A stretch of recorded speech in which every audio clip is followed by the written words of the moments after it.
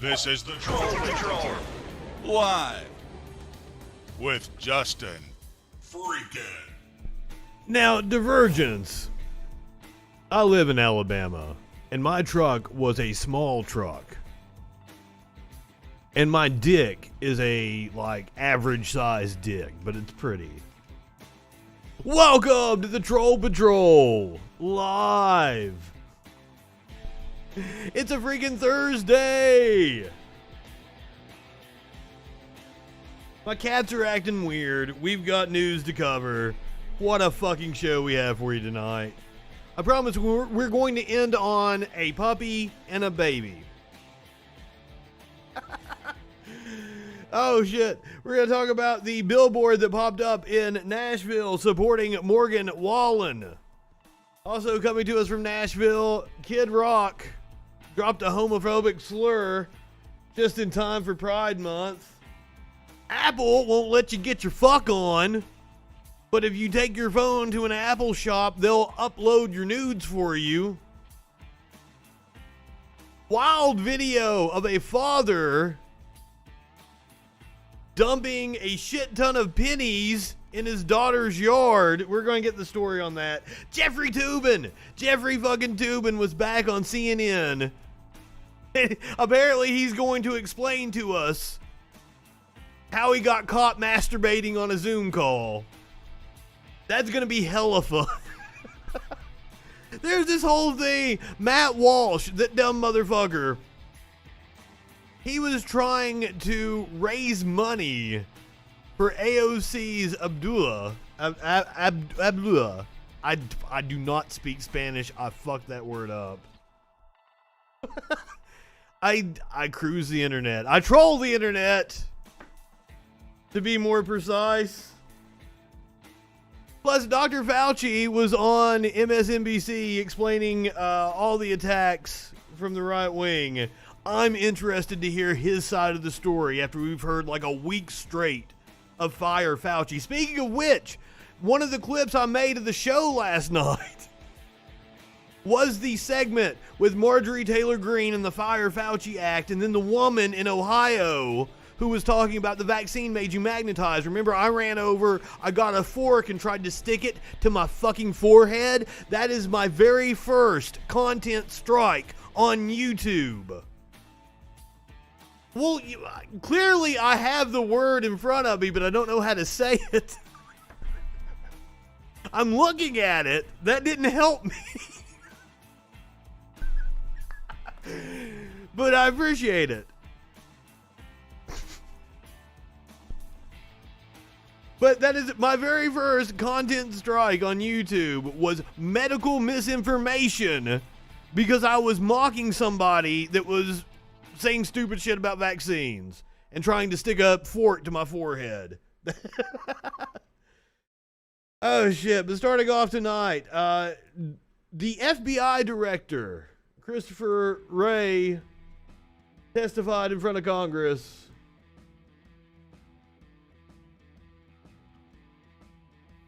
Okay.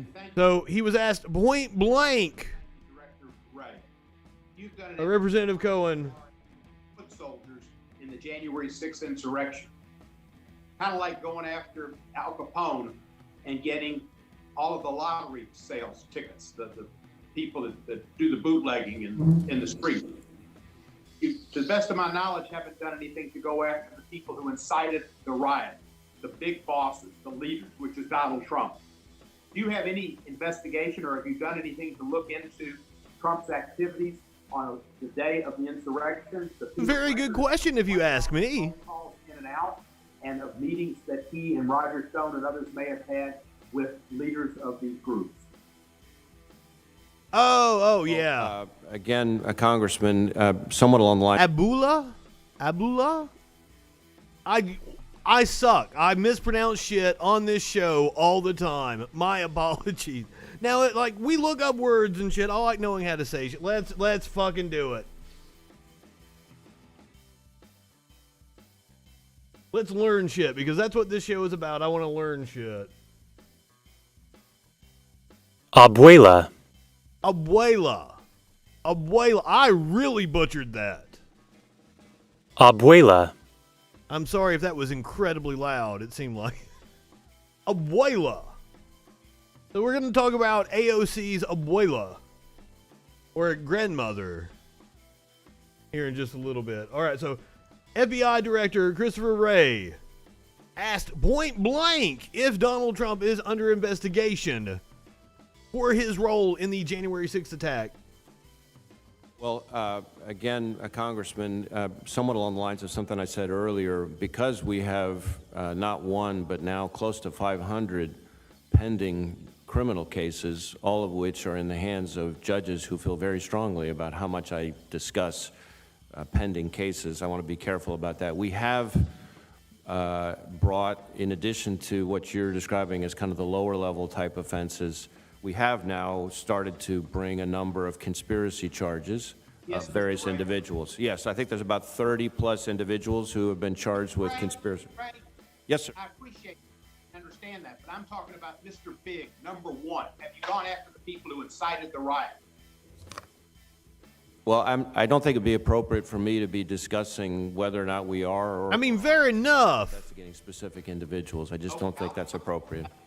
I'll accept that and understand that. But Fair enough. However, Comey thought it was pertinent enough to be able to come out and talk about Hillary Clinton being under investigation. Remember?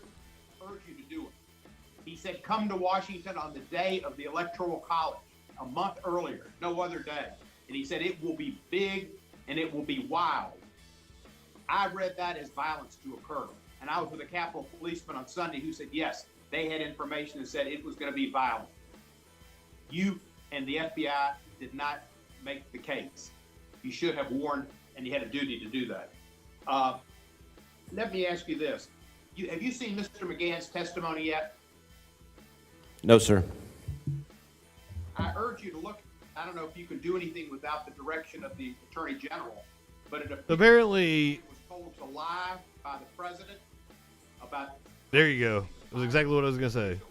That would have resulted in obstruction of justice. I urge you to look at it. Can you act on that testimony independent of the Attorney General? Well, I think we have very specific rules about predication and approval on certain kinds of investigations, so I'd have to look at whatever information you wanted to send our way, and we can take a look at the information and evaluate whether or not there's action we could take. It's in the deposition, and it's clear that McGahn said that the president told him to lie. I've already forgot how to say that. Ablula? I'm sitting here looking at the word, I'm like, fuck, I've already forgotten how to say it. God damn it. Me and my stoner ass. And the president also lied. I would urge you to look at that and talk to Director Garland, Attorney General Garland, about that. Did you infiltrate the crowds of the BLM Black Lives Matter protest in Washington when they were in Washington? Congressman, we don't infiltrate protests as a general rule, certainly. Hey, I've read history books, sir. I know what the FBI has been up to. When it comes to criminal activity, They had a fucking informant in the Proud Boys. covered by the Attorney General guidelines and the so-called DIAG, which is our implementation Abuela. of Attorney General guidelines that cover what we can. Thank you so much. do. And we would have followed those scrupulously, not just in general, but in the specific period that you're talking about. We don't investigate First Amendment activity. We investigate threats of criminal activity. Thank you, Director. I know First Amendment activity is protected, but was your activities on January 6th different from what it was with Black Lives Matter? Did you observe? Did you try to get more knowledge about what was going on after you had the Norfolk information about the January 6th insurrection? Well, the Norfolk information that we've talked about here arrived essentially the night before or the afternoon before January 6th and was promptly passed on. At that point, it was raw, unverified information that we hadn't It was yet raw. to They were vet. raw dogging that But information. of course, we decided that even though it was raw and unverified, we needed to pass it on to all of our partners, both in No the condoms up in here. and throughout the Joint Terrorism Task Force, to make sure they had it. Director Wray, thank you. I only have a few seconds left. You have compared ransomware to 9/11. Ransomware is awful and it's a problem. 9/11 was awful. But the insurrection on our Capitol, unlike anything known since the Civil War, is also awful. Where would you compare the insurrection? This is an apples to oranges and shit. Like, what the fuck? With the assault on our country on January 11th. The gentleman's time has expired. The witness may answer the question. Thank you, Mr. Chairman. Well, first, let me just say that I don't think any attack, ransomware or January 6th, can fairly be compared to the horror of September 11th and the 3,000 or so individuals who lost their lives that day. They're all different. They're all different circumstances. My last time in government was a big part of why I came back into this. I'm probably more horrified at the January 6th attack because it's an attack on democracy. But about how the country came together in response. Now, certainly, when it comes to January 6th, it's a unique type of attack, not just in terms of the number of individuals, but in terms of the effort. Fucking 9/11 was horrific for the people involved. However, like the circumstances surrounding it are completely different. We trained the terrorists that attacked us on 9/11. We funded the country that funded 9/11. And we certainly never got to the bottom of the administration at the time's involvement in 9/11. And they stonewalled the 9/11 Commission. To disrupt a key part of our constitutional system, and it Came to the U.S. for flying lessons. government, And the fucking FBI knew they were here the entire time. So, I mean, like, when we're talking about 9/11 and what we want to know and the information that is pertinent to public policy in 9/11, that's completely different. Like, comparing it to January 6th, like, all this shit, just all fucking... It's not comparable. It's apples to oranges. Remember yesterday when we heard from... Where's my mouse? Remember yesterday when we heard from Representative Louis Gohmert? I'm betting he had something stupid to say again today. He questioned Director Wray. And I believe he brought up Black Lives Matter. January 5th, that evening, I was talking to Capitol Police officers, and I said, you know, let's face it, most of the conservatives that come, they don't have any intention of being violent. And they said, well,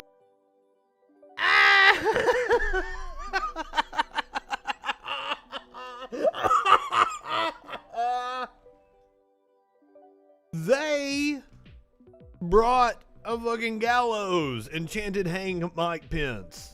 we've been briefed today that there's a good bit of, it's understood, online activity, that there are people that are going to be coming that hate Trump, but they're going to dress up in red, MAGA, Trump. Oh, it was Antifa secretly. Try to blend in and create trouble. We had Capitol Police Chief Son testify that they got no information from U.S. Intel or from the DOJ, FBI, of any threat of the nature that came about. Did the FBI have information about the violent threat that occurred on January 6th, on January 5th? Yes. Well, the answer to that is complicated, unfortunately. So we've already talked about it a little bit. Well, the short answer is yes. The long answer is You yes. had information or you didn't. That was my question. So there's different kinds of information. We had the online chatter that we just talked about, and the so-called Norfolk SIR, situational information. The answer is yes. But what we did not have, to my knowledge, Did you pass any of that information on to Chief Sund? we passed the Norfolk information on to the Capitol Police in. I mean, that's the correct answer. Okay. Well, you were careful to note that most of the protesters who were leftists He knows it as well as I know it. were basically peaceful, but you haven't said that about. They chanted "Hang Mike Pence." They chanted "Hang Mike Pence." They attacked Capitol Police officers. Exactly. Of course, the FBI had it. 200,000 people that showed up on January 6th. Do you know how many people actually came into the Capitol on January 6th that were unauthorized? I don't have an exact number. I do know that we Hundreds. now are approaching around 500 arrests. But to be clear, to your point about peaceful, the way I think is a fair description of January 6th is there's sort of three groups of people, almost like an inverse pyramid. First group, biggest number of people who showed up kind of outside, maybe not on the Capitol grounds, were peaceful, maybe rowdy, but peaceful protesters. Then there's a second group. Fair. That were people who, for whatever reason, engaged in, let's say, the next level of criminal conduct, trespass, et cetera.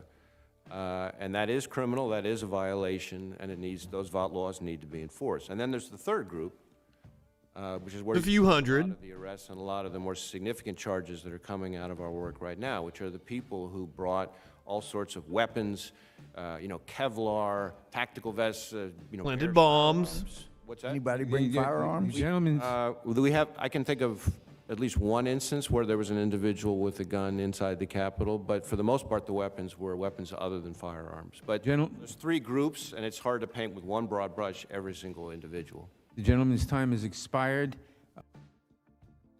Well, said he was going to compare it to the protests, but he actually didn't, at least. Thank you, Mr. Chairman. Director Wray, thank you for being here. Over the past several years, Americans have seen their liberty. Well, let's actually listen to this. Let's hear it. This is Jim Jordan, who, by the way, at least turned a blind eye to sexual abuse at Ohio State University. If not covered it up actively, which I think he did. At the very least, just turned a blind eye. I think he actively participated in covering it up. So let's hear him go off on the FBI director about First Amendment rights. He's attacked every right we enjoy under the First Amendment has been assaulted. Every single one. Your By right Republicans? to assemble, your right to petition, freedom of the press, freedom of speech, every By single Republicans, by Republicans, by Republicans. where a full congregation can still not meet on a Sunday morning. Your right to assemble. 4 weeks ago, I spoke to the New Mexico Republican Party in Amarillo, Texas. They had to go to Texas for freedom because they weren't allowed to assemble in their own state. Whoa, they had to go to Texas for freedom.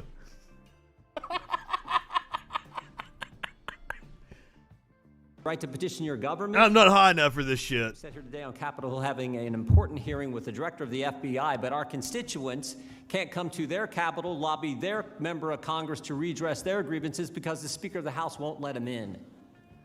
Freedom of the press. Maybe the best example is... Well, last time your supporters were there, they fucking smeared shit all over the walls, stole a door, a lectern, broke windows, broke down doors, assaulted police officers, and, tried to attack democracy. The president won't go to the border. The vice president won't go to the border. When Secretary Mayorkas went to the border, he wouldn't let the press in the very facilities he was touring. And of course, freedom of speech, we all know what's happened to that. Big tech, censoring conservatives, the cancel culture mob attacking anyone who did. We are going to talk about that. There was an editorial on the Hill with Emily, what's her name, from The Federalist, Matt Taibbi. We're going to play that. I'm going to give my commentary back. We're going to talk about cancel culture. Disagrees with them, deplatforming the sitting president of the United States, Democrats writing letters to the network. Deplatforming a terrorist. News organizations off their network, not off their platform. Freedom is under attack, and Director, a lot of Americans think you're part of the problem. Wow. Now, Ray was appointed, by Trump.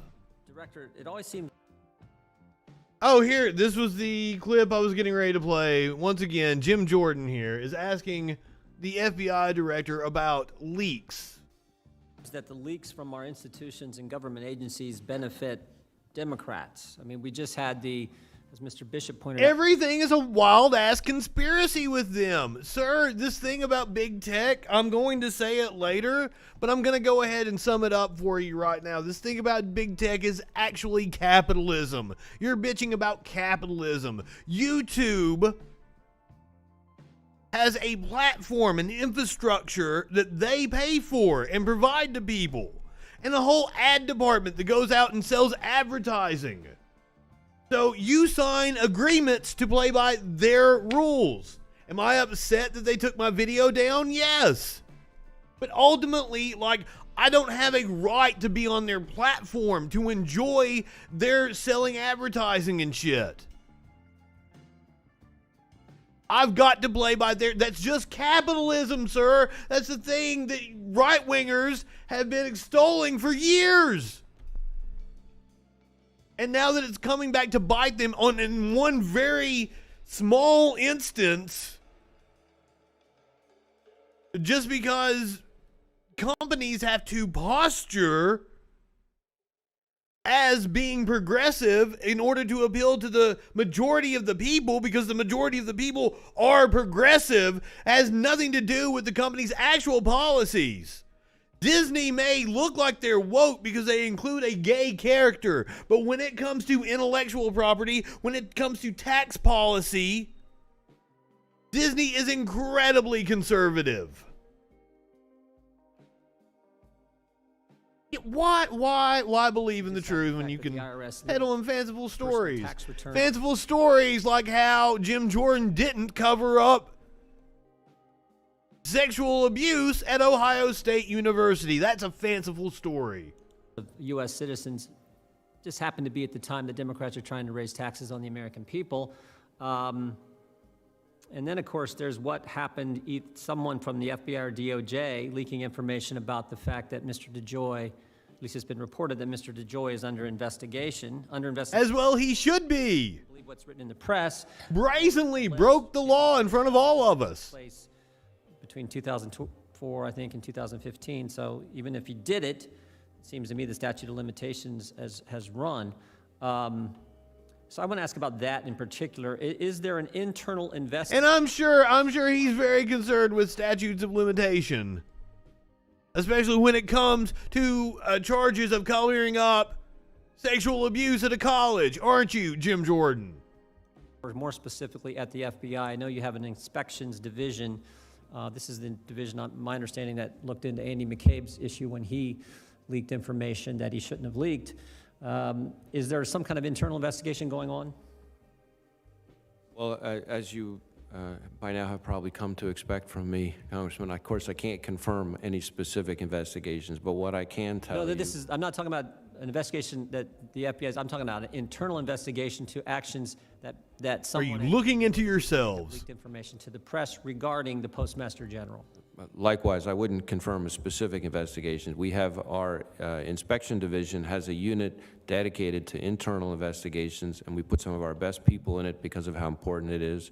We also have, that I stood up in the last administration, in our counterintelligence division, a dedicated leak unit to pursue criminal investigations where that is appropriate. In some cases, they work with each other, you know, because there's an administrative side and a criminal side. Back each other off. That's all I can say. I can't really confirm specific investigations. I understand. You've given that answer to us. And look, I get that. You've given that. The circle jerk of the carceral system. Sometimes, and the other times you testified. I understand that. But when we're talking about the Postmaster General of the United States, we're talking about the tax returns of the American citizens. Again, all conveniently timed, it seems to me. I mean, last summer, many Democrats called for the Postmaster General to step down. The left had all kinds of protesters at his house last summer, and the whole debate about. I mean, he broke the law right in front of all of us, just like you did, sir. Supposedly, he's under investigation. I just was curious if you'd tell us if it's internal. Does the FBI give critical race theory training to your agents and employees? Not to my knowledge. We certainly provide different kinds of diversity training, just like almost any organization these days, but certainly I've never heard of any kind of... What the fuck do they think critical race theory is? Critical race theory training going on at the FBI, yes or no? And my answer is not that I'm aware of. Not that you're aware of, okay. How about this, the issue of this, the Washington Post reported back in April that FBI had sent, quote, geofence search warrants to Google and got information about January 6th phone numbers of Oh, yeah? folks here on Capitol Hill. And that include members and staff and others. Sir, I mean, they posted the videos of themselves to Parler. ProPublica put them all together. The information was just widely available. Of course they did. There is nothing like scary NSA nefarious about them going to Google over the data regarding the people who were at the Capitol on January the 6th. That's just a normal process warrant. Others who were authorized to be in the Capitol on that date. How did you distinguish? It's our understanding, according to the news reports, there's an exclusion list of folks who were, supposed to be in the Capitol that day.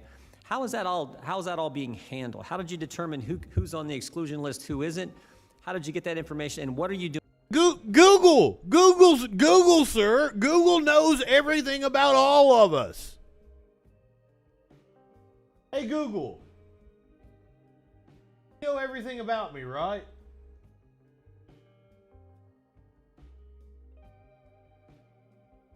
I've got her turned down. I can't hear what she's saying.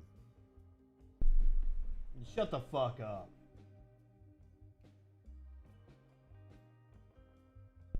They don't know what it is. It just sounds scary to them. It's just another buzzword. They love fucking catchphrases that they can throw out, that their fans can obsess over. Doing with that information now, particularly the phone numbers and identifying phones of members of Congress and staff who are supposed to be on Capitol Hill.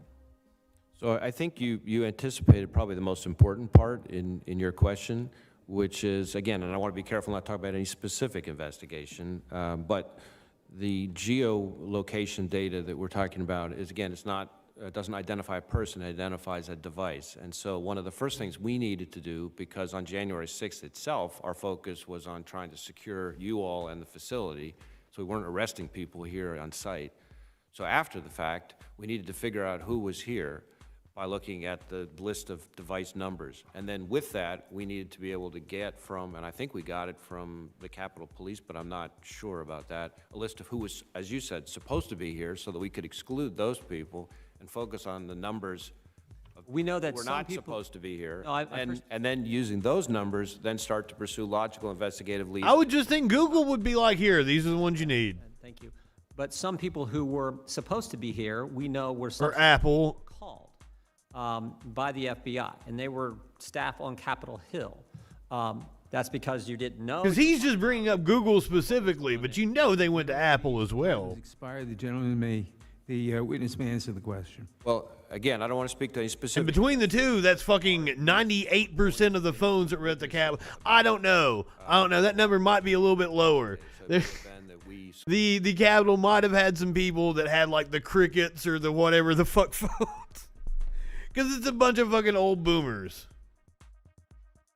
So maybe I overshot it a little bit, but like 97% of like most of the phones in circulation are either Google or Apple.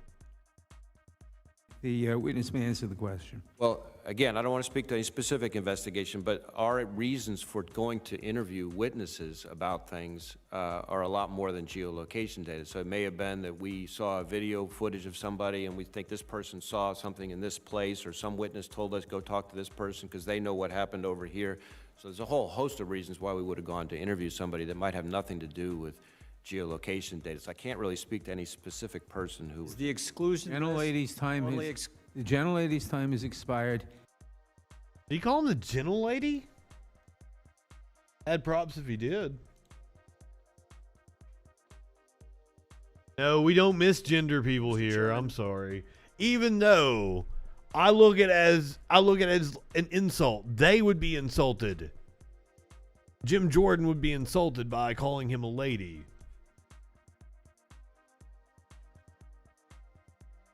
However, we are progressive on this channel. Representative Matt Gaetz had his turn with FBI Director Ray. There has been a cover-up regarding the origins. First of all, speaking of cover-up, Jim Jordan helped cover up sexual abuse at Ohio State University. But speaking of pedophiles, Matt Gaetz, how is he still in Congress? How is this motherfucker asking questions of anybody?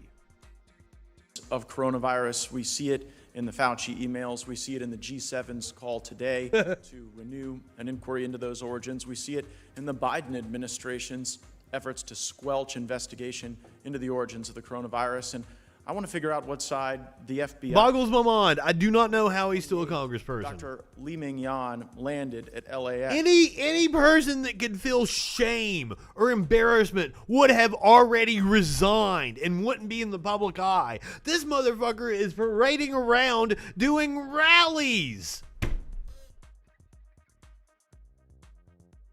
Well, it has nothing to do, like, I don't know how the Republicans haven't removed him. I don't know how Nancy Pelosi hasn't removed him.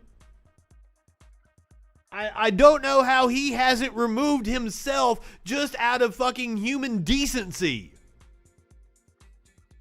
I understand due process of the law and there are no charges against him yet. However, the charges against him are incredibly serious.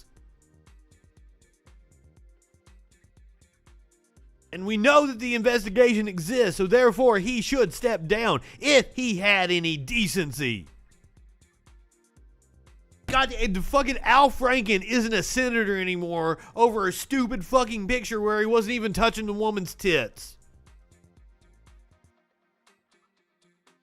Oh my God. Did I call Gaetz decent? Surely not. All right, let's hear what he has to say about the lab leak. One of your agents interviewed her at that time. She then traveled. I'm not high enough for this shit. To New York. Your agent from Los Angeles followed her to New York and sought an interview on both the 1st of May and the 2nd of May in 2020. The FBI took Dr. Li Mingyang's phone, on which the doctor showed evidence of WeChat communications between herself and the director of the CDC in Beijing, all the way dating back to December of 2019, regarding the Chinese military's involvement in the development of the virus and specific links. So even his questioning sounds like he's in high school. Let's talk about your WeChat messages. Links to the Wuhan Institute of Virology. Director Ray, when did you become aware of your agency's interface with Dr. Yang? When did you review those WeChat messages? I'm not sure that there's much I can say about any specific investigation. I will say that a couple things. One, as I think there were the committee knows, I have been researchers and I intend to continue to be very in Beijing, but now the Trump administration greatly parsed them down. From the People's Republic of China and the Chinese Communist Party. And I think it's one of the most significant threats facing this country. Is Dr. Yan part of that threat? Well, again, don't want to speak specifically. Great stopper. Investigation. What makes decent kindling? Is that Well, here's why that's important. I didn't notice your comment until just a second ago. Director Ray, back in October, or in April and May of 2020, we didn't have nearly 600,000 people dead as a result of the coronavirus. On October 14th, it's over 1 million. FBI agent Andrew Zitman brought a scientist who was working with the FBI. The official number is currently an undercount. On October 14th. Oh, nothing. Can you tell us anything about that meeting? And are you saying, what was that movie, The Witcher? And maybe Matt Gaetz would be a good candidate? Something to that effect, perhaps? It tells us about the origins of this virus. It is simply unacceptable to sit here a year later and say you're not going to tell us. Was it The Witcher? No, that was the video game. About the origins of the virus when it is so central to the safety and health of our fellow Americans. I certainly understand the point of the question. Again, I have to be careful not to discuss specific investigations. I will say that in addition to our investigative work, as I think has been recently publicly stated by the DNI, and I think even the president. That's all Republicans do is throw shit that doesn't matter at it. At this issue, there are differences of view within the intelligence community about the origins of the coronavirus. Totally and understand so forth. all that. I'm trying to resolve those differences. Deeper with these dive on that questions, though. subject. Director Wray, we are unable to. And now I'm kind of scared to talk about it now. After getting one of my videos, but like the actual long form portion of the show is still up. It's only the clip that I made where I was making fun of the woman with the talking about the vaccines and I had the fork on my head. That's what got me a content strike for medical misinformation. So like I kind of don't want to talk about these issues anymore, even though like I am 100% putting out the actual information and making fun of these people that are putting out misinformation. I might get flagged for it, unfortunately. Now I will, to YouTube's credit on this, I will give them this one. When I do a video like that, I kind of make the headline sound like it's right wing, because it gets more play on YouTube that way. Hold the Chinese Communist Party accountable. That's probably why I got mass reported by people that thought it was right-wing content. Are similarly because it was like Fire Fauci movement gains support or something or other. I didn't say that, like I was making fun of it. In fact, that's why I need the facts from you. Will you provide to this committee any scientific analysis that the FBI has done regarding Dr. Yan's claims, regarding the messages she provided to you, regarding Beijing's knowledge of the origins of this virus, their military's involvement, and even efforts... Their military's involvement? ...to the world a fake genome sequence at the beginning of these developments. I'm happy to see what information we can provide. I will have my staff follow up with yours and see what information we can share on the subject. You get that if we don't look at that rooted information, we're unable to ascertain what differences of opinion are correct and incorrect. But it's hard to believe that the FBI... We need to do some ascertaining on you, Congressman Gates. Fake genome sequence. On April 28th, your agent, Dana Murphy, I'm going to be honest, I haven't been paying any attention to what he's been saying. Where you got the phone that had the WeChat messages, that very important information. I'm really, really stoned right now, and him like shaking that baby like it's amusing me. That an FBI agent flies from Los Angeles to New York to follow a Chinese doctor who is a whistleblower and a fact witness. And even if Dr. Yan... Is that the doctor that appeared on Fox News? The fact that she showed up saying that she wanted to provide... I think it is. ...seems significant today. Now, back when Dr. Yan made these pronouncements regarding the Chinese Communist Party, their military involvement, the leak of this virus from the lab, we had a number of people trying to discredit her. And that's another reason why this is a conspiracy. They've already moved the goalposts on this. They keep yelling about how Trump was right, but Trump was calling it a bioweapon engineered in China. But now they've had to move the goalposts because they've narrowed in on this one little sliver that might be true. That perhaps it was an accident inside the lab. And they've taken that one little kernel of truth and honed in on it. They were like, we're right all along. No, you motherfuckers. You were not right all along. That's not what you were saying. You were saying it was an engineered bioweapon that China was trying to attack us with. To ascertain whether or not that effort to discredit... He likes the word ascertain. Ascertained is the word of the day. Again, I want to be careful both about what information we can provide in general about any kind of ongoing investigation, but also about what form that information would take, because in some cases you may be touching on things that would be classified, and that might require a different format. So I certainly understand why you're asking the questions.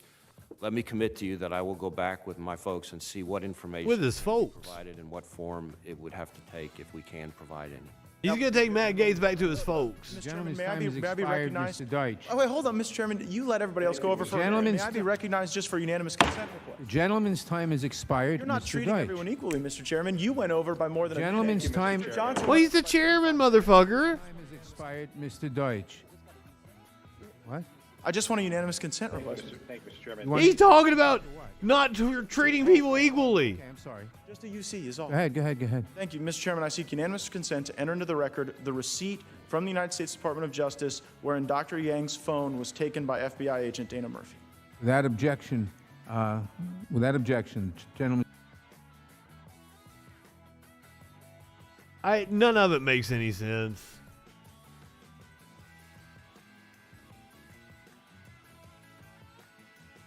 All right, now we're going to listen to Dr. Fauci. I don't know how much of this we'll get through. It's about 17, 18 minutes, I think. A rather long interview, but I am incredibly interested to hear what Fauci has to say in response to the attacks by right-wingers. I mean, because ultimately, while there might be some validity to a lab leak, like to the notion that it's possible that it leaked from a lab, we have no clue about the claims yet. I can't make this bigger. What the fuck?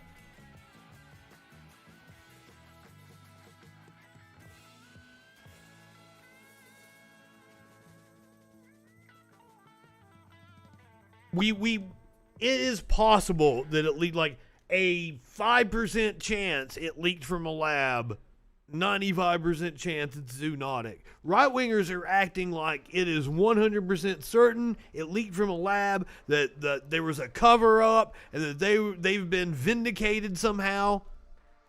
They're full of shit. So let's hear from Dr. Fauci on MSNBC. Relentless. It's also very familiar if you've followed American politics over the last 5 years.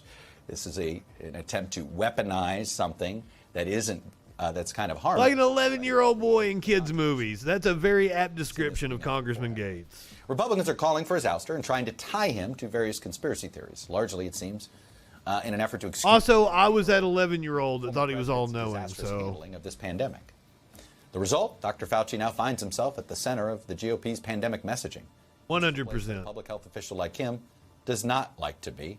Frankly, it's what's happened to a lot of public health officials on the state and local level. So many of them ended up leaving their jobs. We're going to talk about that with him. Because they were demonized by idiot-ass right-wingers. Done. And we still have a lot of important questions that the public needs answered about this virus. There are, of course, intensifying questions about its origins after the intelligence community acknowledged that there is a distinct possibility it might trace back to a Chinese lab leak in some form, a theory that was initially conflated and confused with baseless claims that this virus was somehow man-made. There are also major questions around the U.S.'s vaccine strategy, both at home and abroad. The administration is on pace. So far, warlord. I mean, I can't disprove that statement. United States adults vaccinated with at least one dose. Some vaccine doses are sitting on shelves so long they may no longer be usable, and we may not even be able to get them to another country to get them used. God damn. As President Biden makes his first overseas trip, the U.S. is facing pressure from the international community to send more doses abroad as the virus's global spread continues to breed new and potentially concerning variants, like the one now spreading in the UK. Yes. Also been found in the United States. Like I said, we got a lot to discuss with Dr. Fauci, so let's dive in. Joining me now is the director of the National Institute of Allergy and Infectious Diseases and the chief medical advisor to President Biden. It's Dr. Anthony Fauci. Dr. Fauci, welcome back to Meet the Press. Thank you, Chuck. Good to be with you. I want to start with the July 4th goal. Wait, they do Meet the Press daily now? What you think is the missing ingredient, if there is one here, to get there? This is from last night, right? Like, it says if it's Wednesday. I missed that one. You've seen that, you know, the pace of vaccinations. It's fallen back. It feels like we are literally on a door-to-door campaign. Do we have the resources and the time to go door to door to meet this goal? And how important is it to meet that goal, or is it a bit arbitrary?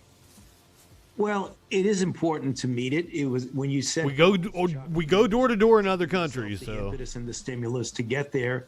If you fall short of that, that's not the end of the game. You continue to push, and even if we do, which I hope we do, I believe we can meet the goal by July 4th of getting 70% of the adult population with at least one dose. Even if we do, we don't want to stop there. We want to continue to get as many people vaccinated. What do you guys think? Are we going to hit that number? What is it right now? It's important to go all the way, as much as you possibly can. A goal is important, and we're going to try and get there. You're right, things have slowed down a bit, but that's what happens when the cohort of people who have not been vaccinated is smaller and smaller as you vaccinate more people. As you said, we have about 50% of the adult population is already completely vaccinated, and over 60% have had at least one dose. So we're doing very well, but we want to do even better. What's the drop? I think about, you know, we're just beginning summer, and I know people don't want me to bring up fall yet, but look, we know what the fall and winter bring. Cold and flu season, and perhaps this. 42.5% of the population has been vaccinated. Okay, we're not 42.5. July. That's not good.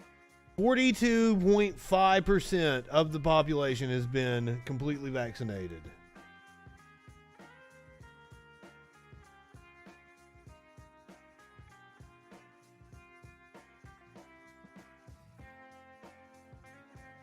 I'm sorry, 49%.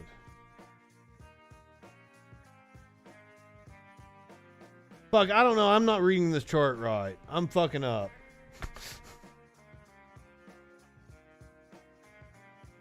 It's a state-by-state chart, so it's fucking with me right here.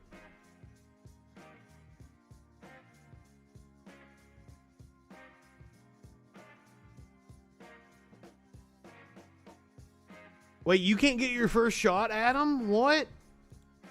Yeah, it is slowing down, especially like here in the South.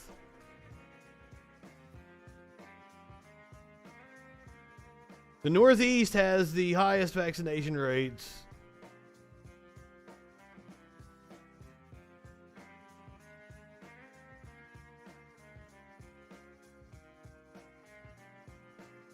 So it says 42.5% of the total U.S. population has been vaccinated. I don't know how many had one shot. I can look at different states.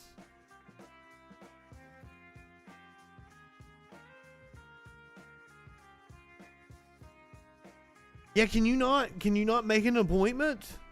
It was super easy for me to go. I went to the Kroger pharmacy. Overall, it was in and out. It took about 5 or 6 minutes to process, the entry of my data and shit. I probably sat there 2 or 3 minutes. The pharmacist came out. Boom, right in the arm. He was a cool guy too. And then I had to sit there 50. It was the biggest chunk of it was having to sit there the 15 minutes to make sure you don't have a reaction. I just called my Uber. I gave it like 5 minutes, called my Uber, headed out.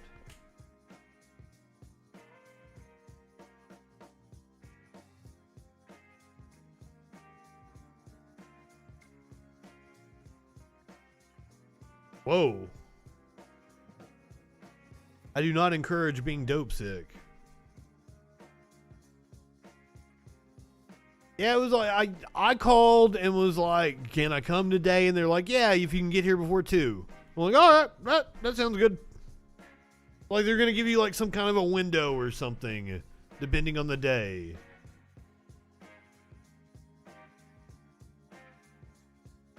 I wish you luck in getting vaccinated. Good, but we can live with that. What is that like before the fall and winter become potentially problematic if we can't meet this? I don't think we're going to have a good time this fall. Well, Chuck, it's important to know what you obviously know is that we have a big country and there's real disparity. I'm not rooting for it. I hope we're back open. People who are vaccinated in different states, cities, regions. And in those areas in which you have a high degree that are, we already have now, I think it's 13 at least states that have reached the 70% goal already in June. And if they get further, they'll be more and more protected. So you're going to see regions of the country. And if you look at the map, you'll see there are some regions. I guess he's meaning the 70% rate by June, like 64% in this one. Because those are the states and the areas that are going to be most vulnerable if in fact there is the potential for a surge as we get into the fall. This is particularly... Oh, J Miles, we did that story last night. I tried to stick a fucking fork to my head. They had the B117. They were doing very, very well. And then what they're starting to see now is that the new Delta variant, the 617, that originated or was at least first recognized in the 617, is now becoming dominant in the UK. There's about 60%. I was speaking to their health officials the other day. It's about 60% there. the variants Fortunately for look us, incredibly the vaccines that we scary. have available are good against the B117, a little bit of a diminution, but not much against the 617 or the Delta. So for goodness sakes, we have the tools in our hand to prevent any difficulties from occurring in September. And that's the reason. If we can get to a high vaccination rate, which isn't going to happen. Understand why it's so important. And here's the thing, fucking Trump, that pissed me off when I watched his speech on Saturday, when he took credit for the vaccination that he didn't publicly get. That one man single-handedly could have probably got us over the threshold for herd immunity. Like, just a tiny sliver of his supporters getting the vaccine gets us over the threshold. Him getting it publicly and making a big deal about it, as the president should have, means he was, him not doing that means he was derelict in his duty. And that was part of the thing, like in the CDC manual, where they talked about messaging was so important. And everybody having the same messaging. Him not getting the vaccine was not being on the same page of the messaging as the rest of the government. And it's going to hurt us. And then he has the fucking gall to get up on stage and take credit for the vaccine. For themselves and their own protection, for their family, but also they don't want to be a vehicle for the spread of the virus. You want to be a dead end for the virus, and that's what we're trying to get across. We're still, on any given day, 200 to 400 people are dying from this virus. It's still anywhere from 1,500 to 2,500 a week. This is not infections, I assume. Oh no, death. Who's dying? Who's getting hospitalized? Is it a different age group? Or are we seeing the same people who were vulnerable in the past being the ones hospitalized? Well, we're seeing a little bit skewing of it, Chuck, because if you look at the elderly, they've done well. We've been able to vaccinate, 80% or so of people over a particular 65 years old in age or over. The hospitalizations and the deaths. And I honestly believe, like my mom, lived through fucking polio and shit, had the gigantic mark on her arm from getting the polio shot. She understood the significance of it. It's like just a little bit younger cohort that's likely to be anti-vax. And then, but we are starting to see right now, even though the likelihood of a younger person who gets infected getting a serious outcome is still certainly much less than the elderly or those with underlying conditions, we're seeing now clearly that people who are younger are getting hospitalized and some of them are dying. So people who are young should not feel they're completely exempt from getting the risk of having a serious outcome. Oh, I certainly don't. Talk to physicians and healthcare providers. I went out to dinner on Friday and I still wore my mask. Rooms and in the hospital, they're telling you they're seeing more. But technically, I'm not fully vaccinated until this weekend. That's like the 2 weeks. I want to transition a bit to the global challenge. Here's how the Foreign Affairs put it yesterday. It is time to say it out loud. The virus behind the COVID-19 pandemic is not going away. Among humans, global herd immunity, once promoted as a singular solution, is unreachable. Most countries simply don't have enough vaccines to go around, and even the lucky few with an ample supply, too many people. Now, the Biden administration has committed to sending 500 million doses to stop the virus's spread before the emergence of to other countries. It might be 2020 all over again. But we really need to ramp up production in other countries. The world is still living in a pandemic, and we're not. And how protected are we in our bubble if that's the case? We're not. it's Well, going to you mutate to where it's not an going to, extraordinarily important point. where it's going to be resistant to our Global vaccines. pandemics will be solved by a global solution. You cannot live in a vacuum in this world. We're an interconnected world, particularly when you're dealing with a highly transmissible respiratory virus. We are doing well in getting people vaccinated, as we just mentioned a few moments ago. Other countries that are in the developed world are doing well in getting people, but there are many countries in the world in which the level of vaccine is so low through no fault of their own. They don't have the resources. No fault of their own. It's our fault. It is specifically the U.S.'s fault. To say that we must look at this in the context of a global solution. And I feel, and I've been this way for 40 years, since the days of HIV, when I felt we needed to get interventions in the developing world, both as a moral responsibility for those individuals in those countries who are suffering because they don't have the resources, but also for our own self-interest. Because if you have to stop the spread, if not the pure outbreak of infection in other parts of the world, there's always the danger, if not the inevitable threat, that there are going to be variants that will come. Fortunately for us, we've done very, very well with our vaccines, with the variants that are currently circulating. But there certainly is a possibility that there will be the emergence of a variant that would elude the protection of a vaccine. So we really do want to look very carefully at what's going on in the rest of the world and help. Scares the fuck out of me. That's what I've been saying the entire fucking time. Biden, he seems to be a bit it feels when people were arguing about lockdowns back last year in April and May. Like, you don't want to let it spread out of control because it's gonna mutate. I was laughed at. And like, I know jack shit about science. I just know enough to know how fucking viruses work. Giving excess vaccine away. There's been, and I get it. The political. And it's like a 1 in a million chance that it mutates into something dangerous. But that's what happens when you give it millions of chances. Political fear that might be in the back of the head of whether it's the president or others.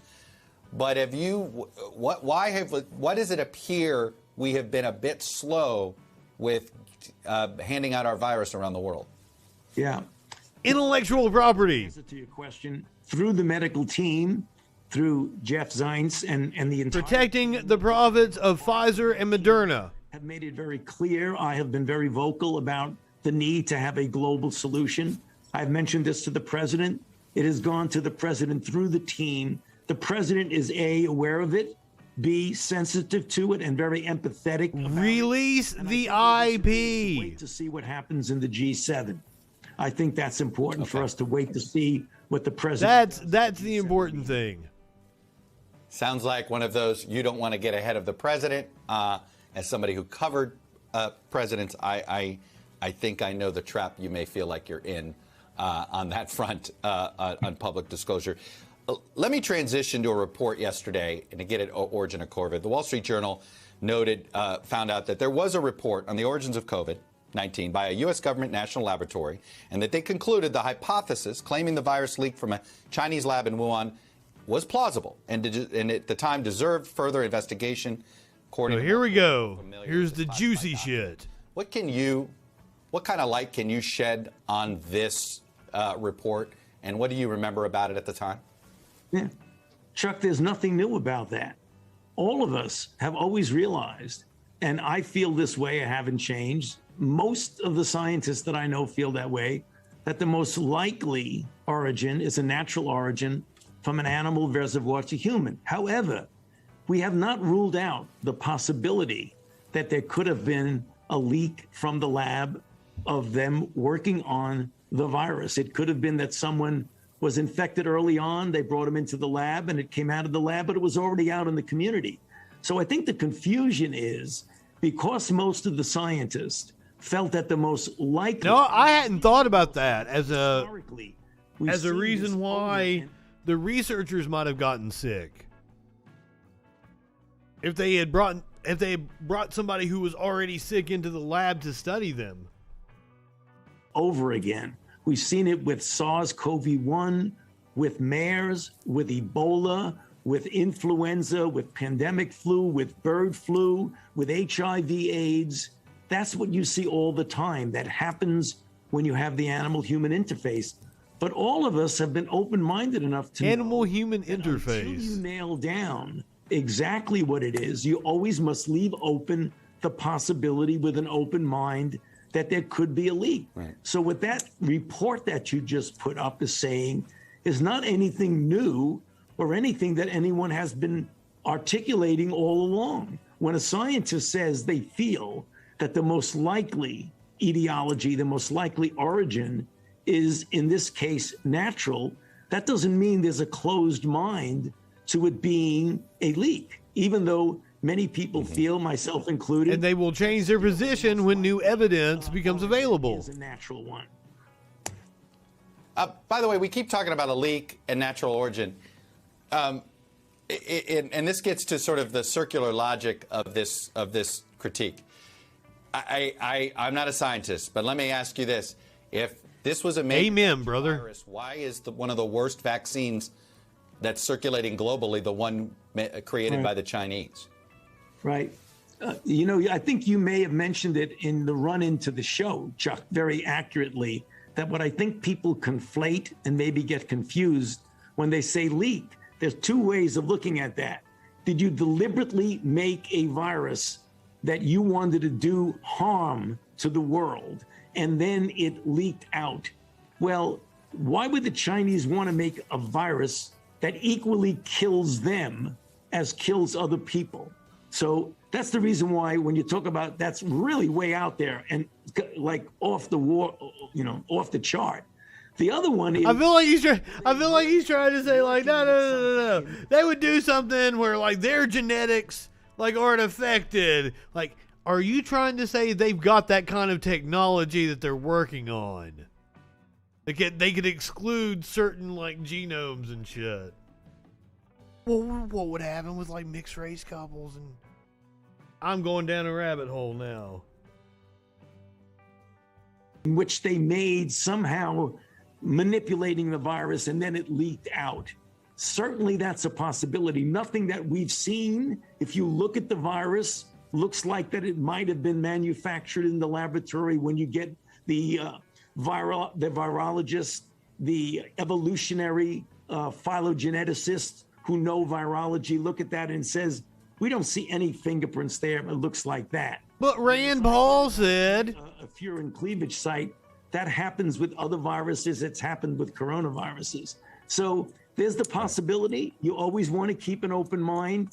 And, you know, when you talk about those things, the general public, understandably, why should they understand those kinds of things? They're very complicated. But just know that there is an... I don't fucking know anything about it. Reason why I have been saying I'm in favor of further investigation. I haven't changed my mind. It was very interesting when I was asked, Chuck, I believe by PolitiFact, they asked me the question, are you absolutely certain that this was not a lab leak? And I said, well, of course I'm not. Absolutely certain. No one is. That made big news that I sort of changed my mind. I didn't change anything. I still feel the same way. You want to keep an open mind. It's a possibility. I believe it's a highly unlikely possibility. And I believe that the most important one, that you look at what scientists feel, is very likely that it was a natural origin. But again, always keeping an open mind and less investigated. Right. And that's why I have come out saying I'm very much in evidence favor of further investigation. What is the look? You're a scientist at heart, which means all scientists have a hypothesis. What's your leading hypothesis then? Is this more of a China's covering up when they found the virus, or China's panic that it was something they were studying and it leaked out? What's the more likely good question? More likely scenario? You know, Chuck, I don't want to get into that because, you know, lately everything I say gets taken out of context, not by you, but by others. I mean, I think, it's a tough one. What could certainly have happened is that there was disease in China that, you know, when viruses start to infect humans, they often have to adapt better. So there could have been infection going on there for a while that was undetected. And then when it adapted itself well, starting to make really very clinically apparent disease, they started to recognize that. And then they started to study it.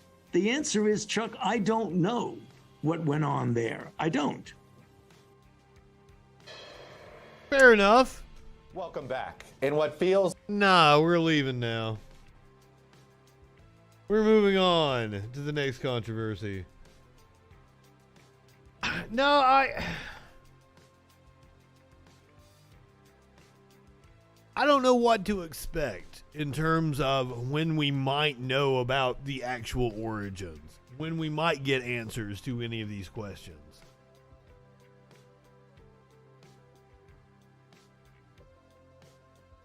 Yes, Tones, you are correct.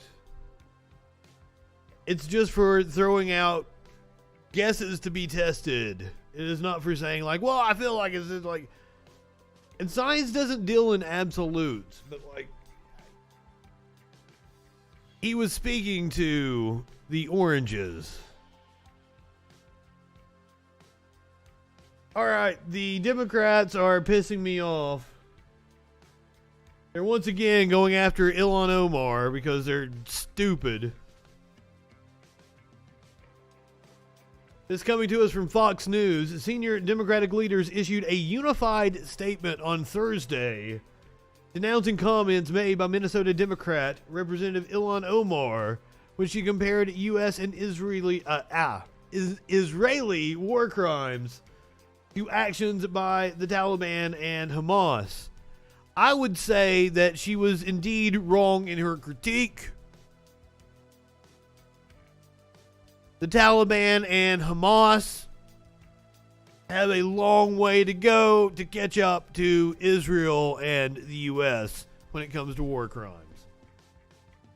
The statement was part of an internecine war of words within the Democratic Party, with some leftist members of the caucus supporting Omar against attacks by the leadership. Omar issued a statement Thursday clarifying her comments after she was met with a flood of criticism from not only Republicans on the Hill, but from members of her own party. Representative Omar's statement reads, "To be clear, the conversation was about accountability for specific incidents regarding those ICC, International Criminal Court cases, not a moral comparison between Hamas and the Taliban and the U.S. and Israel," Omar said on Thursday. "I was in no way equating terrorist organizations with democratic countries with well-established judicial systems." In a statement led by Speaker of the House Nancy Pelosi and joined by 5 other elected House Democratic leaders, the top officials thanked Omar for her clarification but warned against making drastic comparisons. Well, basically, this whole Fox story is blowing something way out of proportion. However, I am once again disappointed in the Democrats for going after Ilhan Omar when, like, God damn it, Matt Gaetz is a congressman. Jim Jordan is a congressman.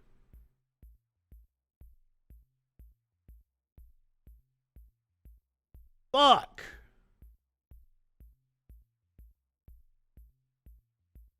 Congress did vote to do something good today. They voted to make Polt's nightclub a national memorial. 3 days before the 5th anniversary of the attack on Polt's nightclub in Orlando, Florida, the U.S. Senate unanimously passed legislation designating the site of the gay club a national memorial. The House passed its version of the bill on May 12th.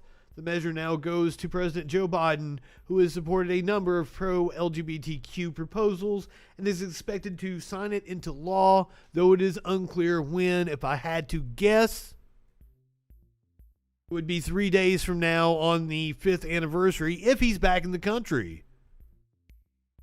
I'm not sure he will be. I believe the G7 meeting is this weekend.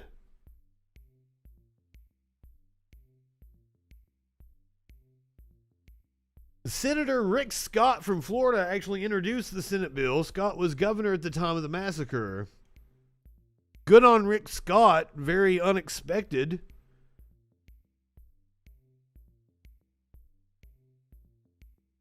While introducing the measure on Wednesday, Scott said speaking to parents who lost children and attending funerals and wakes for the young victims following the June 12th, 2016 attack was one of the hardest things I've ever had to do. Wait, didn't we say third anniversary? It was in 2016? Fifth anniversary.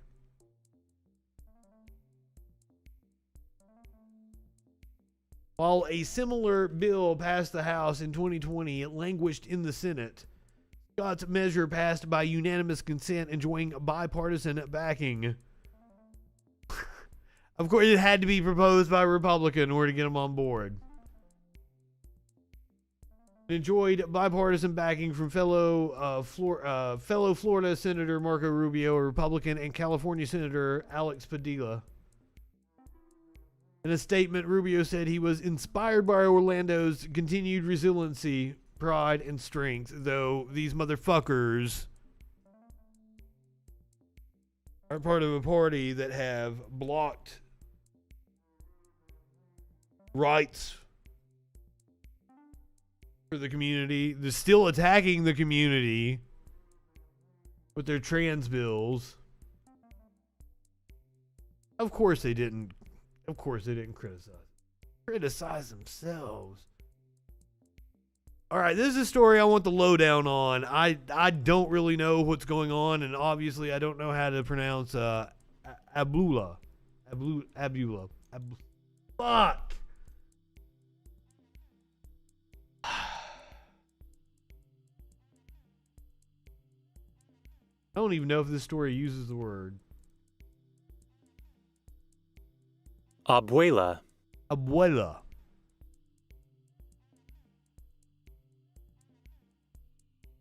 Tuberville? What? I had not heard about that. Abuela. Abuela. I'll have to look into this Tuberville. That's my senator. I had not heard anything about it. On Wednesday, Representative Alexandria Ocasio-Cortez issued an anguished tweet about the living conditions of her grandmother. Now, this was published on June 7th, so it's referring to last Wednesday. Issued an anguished tweet about the living conditions of her grandmother in Puerto Rico, whose home has apparently been rather worse for wear since Hurricane Maria passed through 4 years ago. According to AOC, it is naturally all Trump's fault, as he didn't say, and we must be on a right-wing side. It is naturally all Trump's fault, as he didn't send $20 billion in aid quickly enough, because, yeah. And so just like that, and I'm sure like her tweet didn't say that. That's just an inference by this. Written by Cockburn. I'm sure Cockburn is biased. In response, Matt Walsh, a Daily Wire podcast host, launched a hasty GoFundMe campaign to help AOC's beleaguered forebearer. The fund swiftly raised more than $100,000 before skidding to a halt on Saturday, which, of course, was the plan all along. AOC seems to think it is worth $104,000 of her abuela's money to express that doesn't want money from the likes of us, Walsh said. Abuela could have accepted the money and donated it to charity, but it seems AOC preferred to insult the 5,800 people who donated. Doesn't this strike anyone besides Cockburn as deeply pathetic? Oh shit, this is SpectreWorld.com is where I got this story. The first rule of online arguments is do not feed the troll. AOC thrives on attention, and the right just gave her even more of it.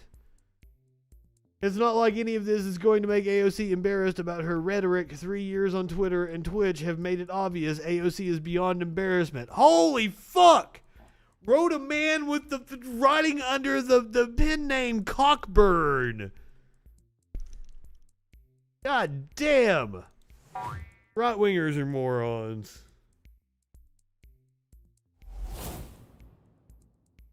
I actually thought that I looked at the top part and thought I was getting it from a left-wing site. I was really mistaken here. Because I wanted to actually know what AOC's reasoning was for turning it down.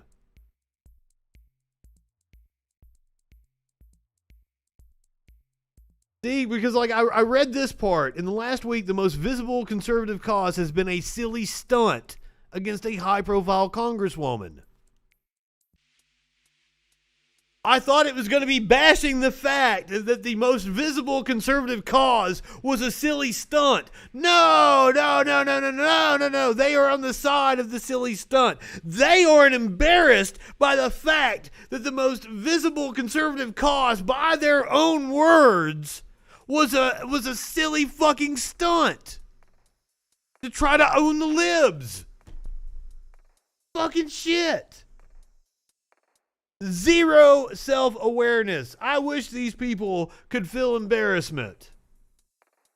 Because then they wouldn't show their faces on TV again. Speaking of which, Jeffrey Toobin, who was caught masturbating on a Zoom call, showed his face on TV again.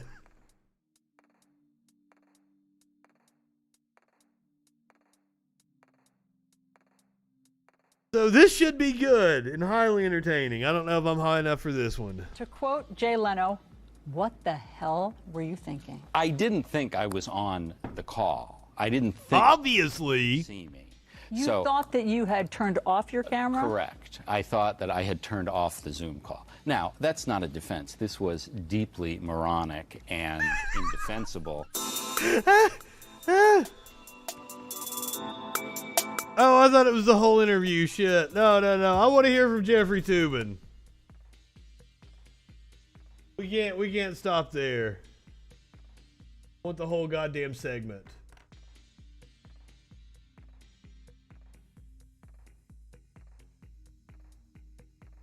I mean, it's bound to be one of the most popular clips on YouTube, right?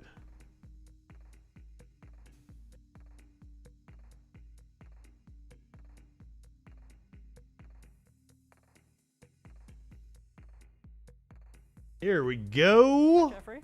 Hello, Allison. It's been a while. It has been a while, indeed. I feel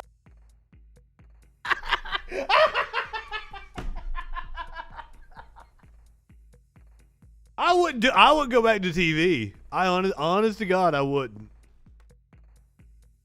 I'd lean into it. I'd start like a Pornhub show or some shit. I'd let people watch me masturbate. He's gonna try to have a career again after that. I wouldn't do it. That face. This is his first time back on camera in what? 6 months? 8 months? Something like that.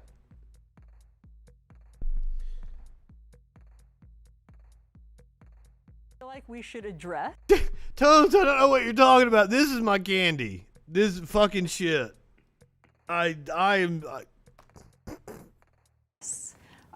What's happened in the months since we've seen you, since some of our viewers may not know what has happened. So.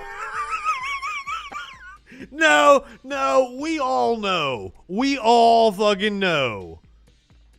I guess I'll recap. I'll do the honors. Oh, wow. Help yourself. Okay.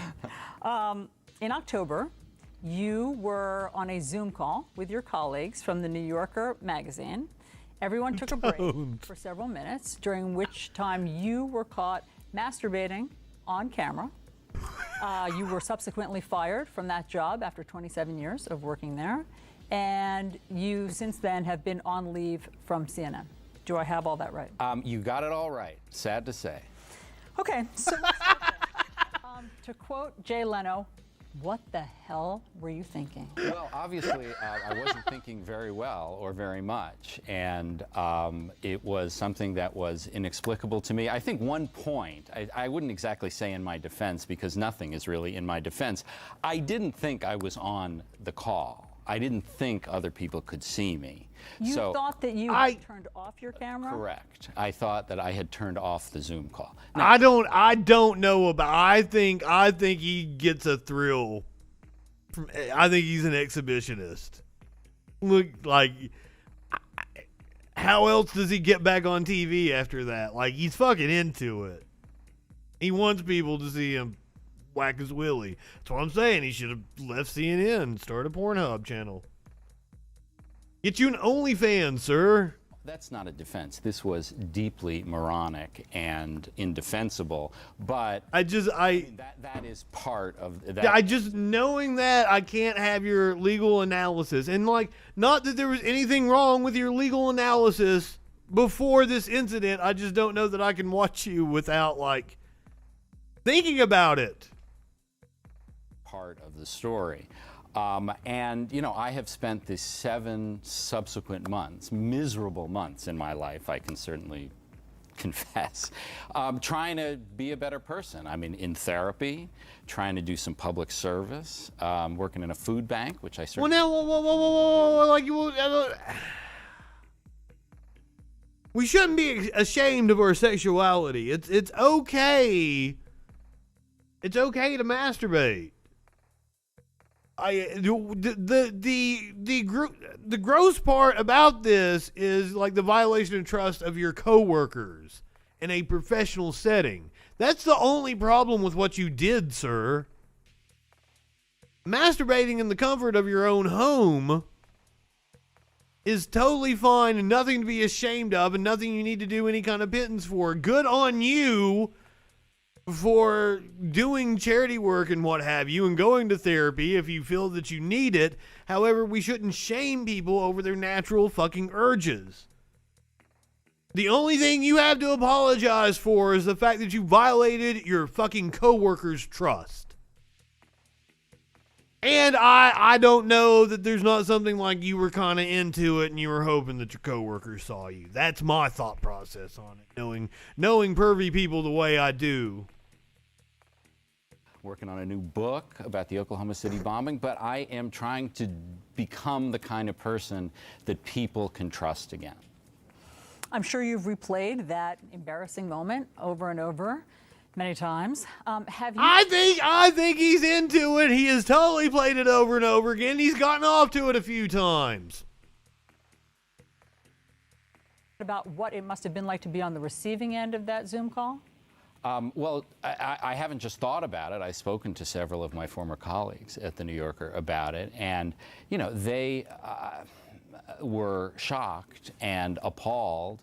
I think they realized that this was not intended for them. I think they realized that this was something that I would immediately regret, as I certainly did. And it was that day that I began apologizing, and that is something that I have tried to continue to do, both publicly and privately. You know, we've covered a lot of political scandals. Yes. I wouldn't call Tubin lefty at all. I wouldn't call anybody that's appearing on commercial media, I wouldn't call lefty at all. I've said the words, now get off my back. That's exactly what I've tried not to do. I mean, I have tried. I'd call him a shit lib. To say how sorry I am. Sincerely, in all seriousness. Above all, I am sorry to my wife and to my family, but I'm also sorry to the people on the Zoom call. I'm sorry to my former colleagues at The New Yorker. I'm sorry to my current, fortunately still colleagues at CNN. And I'm sorry to the people who read my work and who watched me on CNN. I still think you don't have a career going forward, that people are only going to see you as the masturbating bear. I'm very privileged and very lucky that I'm going to be able to try to do that. You should have started an OnlyFans. This whole incident is that for decades you have covered the bad judgment and sexual proclivities of public figures and politicians like Bill Clinton and... Isn't it ironic, Elliot don't you think? And Donald Trump, and I could go on. And so, you know, of course it begs the question, why didn't you have better judgment? Because I didn't have better judgment, because I'm a flawed human being who makes mistakes. And there is no defense for my conduct. The only issue is what should be the consequences. And the New Yorker made one decision about the consequences. CNN made a different decision, fortunately, for which I'm very grateful. But I am not going to come up here and like split hairs and try to come. Okay, you're CNN. You're making a decision. Your management making a decision on Jeffrey Toobin. Are you like, we need to see the Zoom call. We need to see if he meant it or not. Did they ask to see it? Did they get the New Yorker people to send it over? And how embarrassing is that? Come up with justifications or explanations. It was wrong, it was stupid, and I'm trying to be a better person. I do want to get to what the New Yorker decision was and the consequences. So after you had worked there for 27 years, you were fired. They said after an internal investigation. And in an internal memo, one of the executives there said, juicy. I am writing to share with you that our investigation regarding Jeffrey Toobin is complete, and as a result, he is no longer affiliated with our company. Do you know what else they found? I do, actually. I was told very specifically by the people involved that they looked at my entire career at the New Yorker, 27 years, and found that there had been no complaints about me, no issues, no other, this was not the straw that broke the camel's back. It was just this incident. And I was certainly relieved, though not surprised, that that's what they found. And, but yet, nevertheless, they made the decision to get rid of me, which, needless to say, was heartbreaking for me. So you're saying there will be no surprises after this that will come out? There are no surprises out there about my conduct, that I am worried that there is there's a skeleton that's going to be found. I live in the world. I know social media, what the reactions are likely to be. I hope they will be at least mixed. But, and so people can claim what they want, but I don't think there is anything further that's going to come out.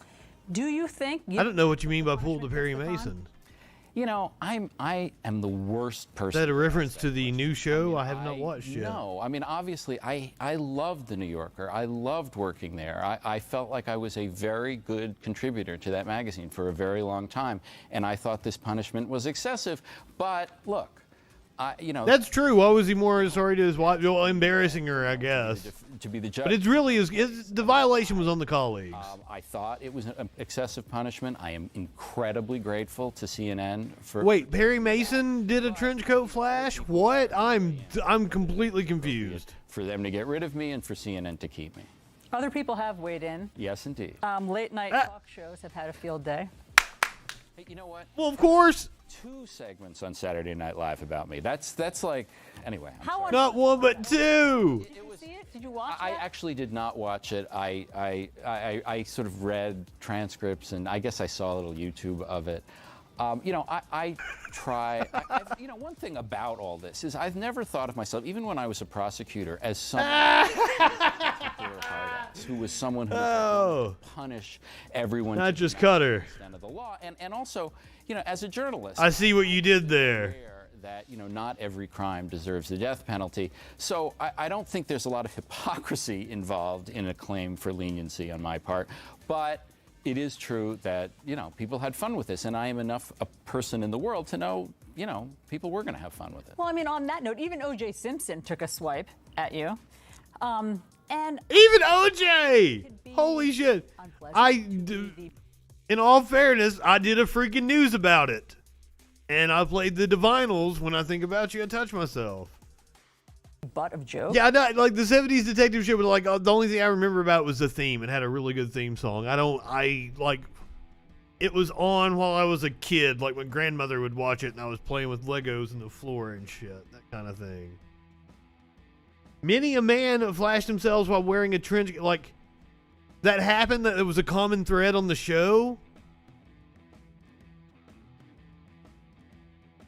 Were there a rash of perverts in the 70s?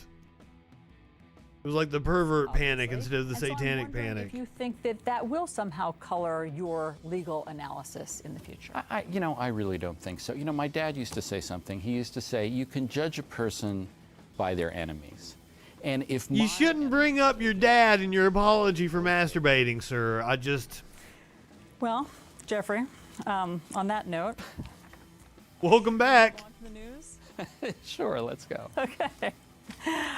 Let's do that. Oh, it's still awkward. You heard me talking about that the judge compared the use of the AR. Oh, so now we're just going right into the... We're going to spend 7 or 8 minutes on masturbation. All right, let's talk about the assault weapons ban. Guys, that kind of shit only happens on my show. That's the shit we do on this show. Talk about people masturbating and then talk about assault weapons bans. Oh, fuck. All right, this morning on The Hill, new host Emily, I don't even remember her fucking last name, Jablonski or some shit like that.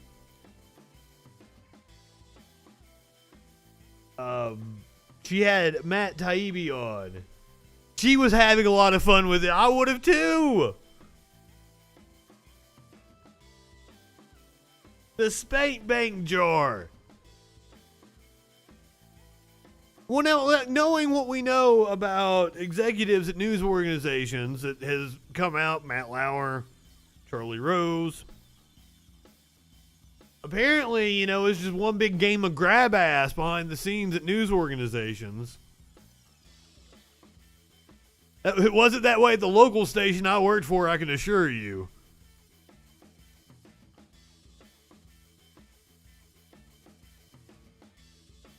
Yeah, commercial break or something. Seriously, it's so fucking awkward. Yeah, the dude, Garrison Keillor.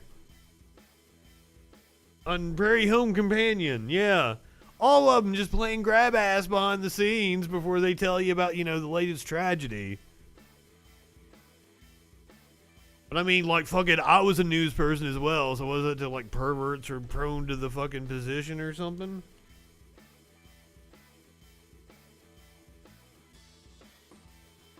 But yeah, I would have gone to break, ran some sort of package. Fox has a very rapey type though. They moved on from the rapey assholes to the Nazi assholes. All right, so package. Well, when I say package, I mean some pre-produced news roll with a journalist saying some shit to cut the fucking tension so they can come back and actually do their jobs. I don't know that I would have let him come on and just do that apology, say, all right, bye Jeffrey, welcome back, and then have him on a couple days later. Let people like me get our fucking jollies on about it, and then he can just show back up and he's, doing his normal shit. But all right, let's talk about cancel culture. Matt Taibbi was on the Hill this morning with Emily. A report in the Daily Beast raised the Emily Jahinsky. I probably butchered her name as well. Totally not been a fan of her thus far. I was never a fan of her as a guest either. hilarious but ridiculous question: is Glenn Greenwald the new master of right-wing media? Journalist Matt Taibbi assessed. I mean, it's a pretty stupid headline, but it's clickbait. First response to any criticism of the mainstream media is to accuse people of being aligned with the right. But these new elitist political rules of resistance of the... I would say that's a straw man, and I think throughout this piece and me commentating back, I'm going to prove to you that your position always benefits the right. Resistance era have sparked unlikely allies among Republicans and Democrats. Matt Taibbi joins us now to discuss further. Matt, welcome back. Thanks for having me on. You know, this is I have a lot of respect for Matt Taibbi. I've been reading him for 15, 20 fucking years now. From the Federalist. Yes, do Do take note about Emily being from the Federalist. Our next story comes to us from the Federalist, and it's not by accident because I'm going to illustrate a point.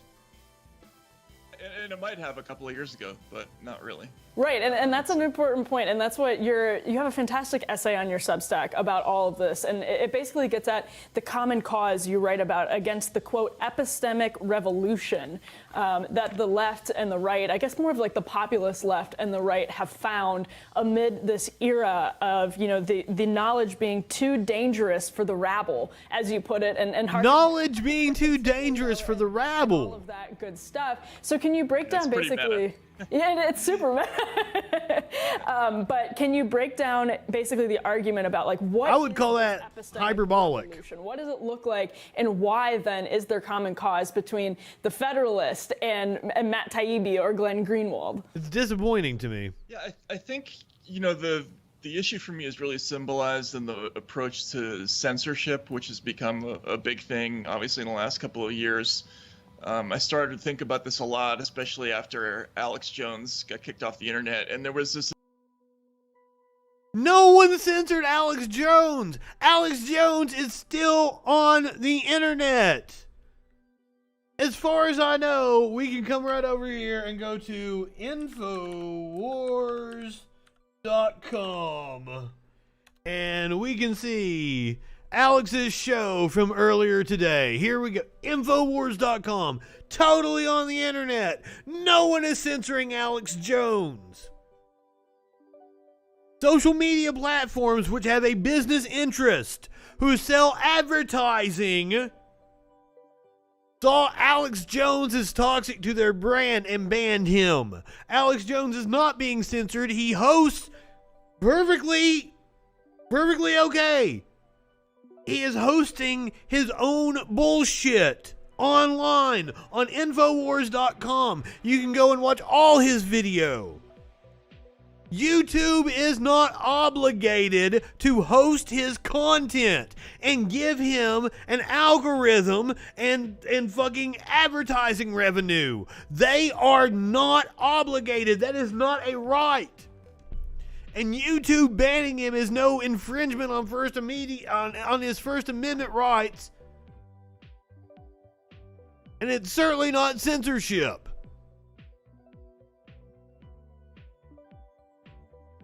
And like, I do not understand people. And Matt Taibbi, that's the best example you got. A man who had to be taken to court multiple times for harassing victims of a mass shooting.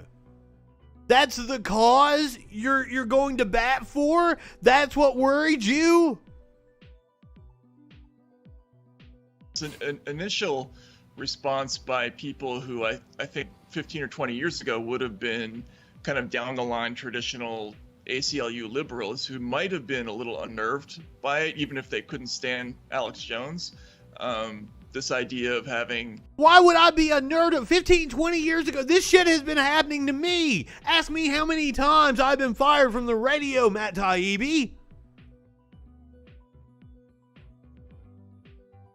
None of you are rushing to my defense. I'm banned on Facebook right now. Twitter won't give me my fucking Twitter account back. Come on, Emily and Matt. Promote the Troll Patrol on the Hill, and I'll take you fucking seriously. Because they're going to make a plea to me to be on their side on this. A private, oligarchical sort of control over speech. I don't want a private oligarchical control over speech. That is the exact opposite of everything I have preached against my entire fucking adult life. I don't want a hyper-capitalist society like this. But that's what right-wingers, especially people like fucking Emily at the Federalist, have advocated for, the fucking free market. What that's code for is that businesses can do what the fuck they want. In the Trump era, I think there's been kind of a significant philosophical shift to, there's just some things are just too dangerous. Some people are just too dangerous to allow to have civil liberties, and what we really need is a group of enlightened. His evidence, the one example he gave was Alex Jones. No one is infringing on Alex Jones's civil liberties. He still does a show every fucking day, and he's charismatic enough that he's able to fucking do it. He doesn't have to depend on YouTube's algorithms, though I know it fucking helped him. People still actually go out of their way to watch his shit. No one is infringing on Alex Jones's civil liberties, Matt Taibbi. What the fuck are you talking about? Experts is a big term on the left now. Capital E. With a capital E, or as John Carl of ABC put it the other day, talking about the lab leak theorem, quote, serious people. We need those people kind of in charge of making sure that only certain people have access to information. And I think, again, this is it's a different way of looking at things than I think liberals would have looked at it maybe 20 or 30 years ago. Because I don't know what the fuck you're talking about. There are now a number of people who would formerly have been political enemies who are. I have faced these consequences over and over again of the capitalist system, and have just accepted it. They're like, oh, well, that's the system I live in. I advocate for different policy, but when it comes to business, I've tried to beat people at their own game. I've tried to create my own domain to where I don't have to take shit from anybody. Seriously, what the fuck is up with Matt Taibbi? He has been a trusted reporter for years. What the fuck is up with Matt Taibbi, Glenn Greenwald? What is going on with these people? Are now saying the same thing, which is, we disagree with that kind of elitist approach to the situation. And I think the elitism also sort of creates a demand for people like you and the Federalists and myself to just talk. The Federalist! Because it's not, it has been deemed too dangerous by so many people in these elite positions of power. And you break down the example in this essay on your Substack, which is fantastic, of Michael Isikoff's conversation with Frank Meyer, in which I alluded to it earlier. He asked him if he feels a little queasy that right-wing news outlets were the only people really covering his book. And what's interesting I would. Is Isikoff is one of the people implicated in Meyer's reporting, and in having gotten those sort of early indications that the Russia collusion narrative was false. Isikoff was on the wrong side of that entire thing. Can you speak to where you think he? What narrative? What are you talking about, Emily? I don't This is another one of those right-wing things where they just automatically say something act like it's true. What are you saying was proven false? Because people have called in and argued with me about this. And I've put up the Mueller report. I've been 100 connections between the campaign and Russia. 11 counts of obstruction. What the fuck?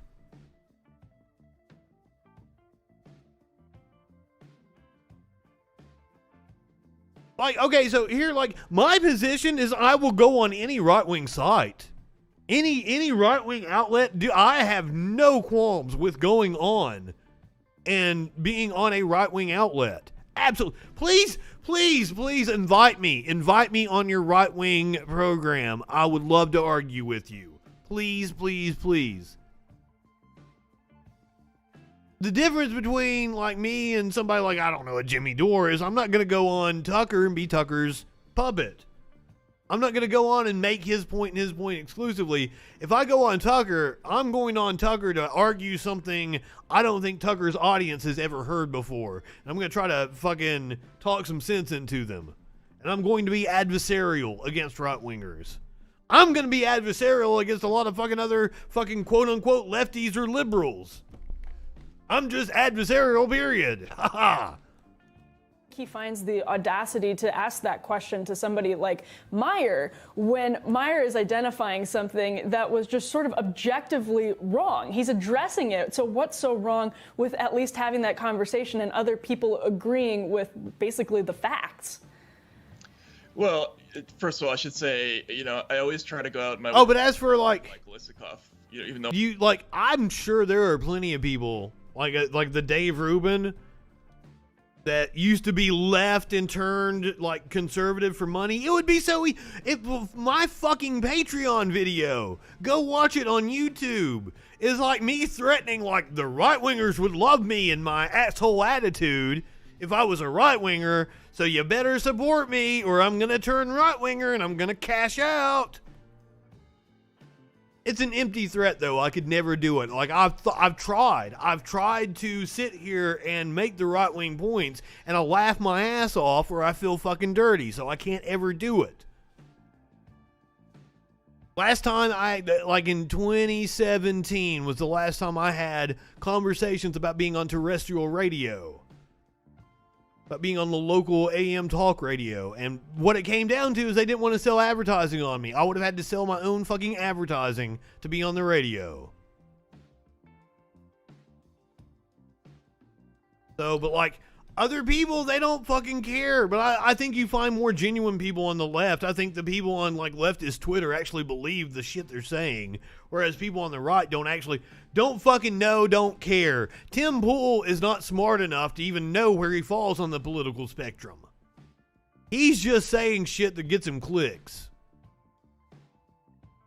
So like fucking, it doesn't surprise me that there's a lot of fucking money out there trying to turn other people, trying to turn them into, and like, I even have a stand-up comedy bit about me turning Christian and becoming a preacher and talking about like being and then like one day just going up in front of like my congregation, that like I had a TV show and everything and been like, nope, I fucked with you guys. Don't believe any of this shit. Just drop the mic.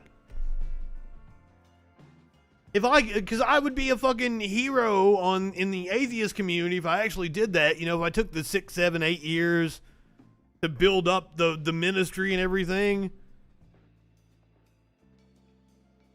Max levels of copium. It would be a really good, I don't have the patience and I can't compromise my ethics to go and fucking bullshit people. I do not prank call in anyone, sir. I take offense to that, or madam, or they. I'm sorry. Sorry for throwing out a gender on you. Was it Dan Badondi?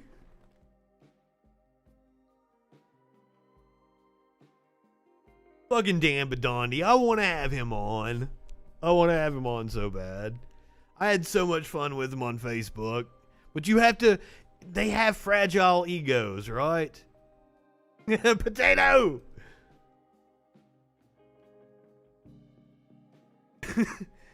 So I was okay with Dan, because the way I got in good with Dan was I was like, hey dude, you and I may not disagree, but like, you're good at broadcasting. I respect the fact that you're a good broadcaster. And I fucking like stroked his ego, and that's the way I got in good with Dan. Oh shit. You definitely need to check out Echoplex Media. They cover Dan Badondi. Fucking, if you can get Dave sometime to play you the video of Dan touching a dead whale, it is hilarious.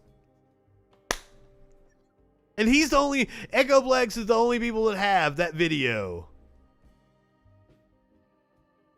If that didn't work, Tones, try Bang Echoplex or Bang Echo.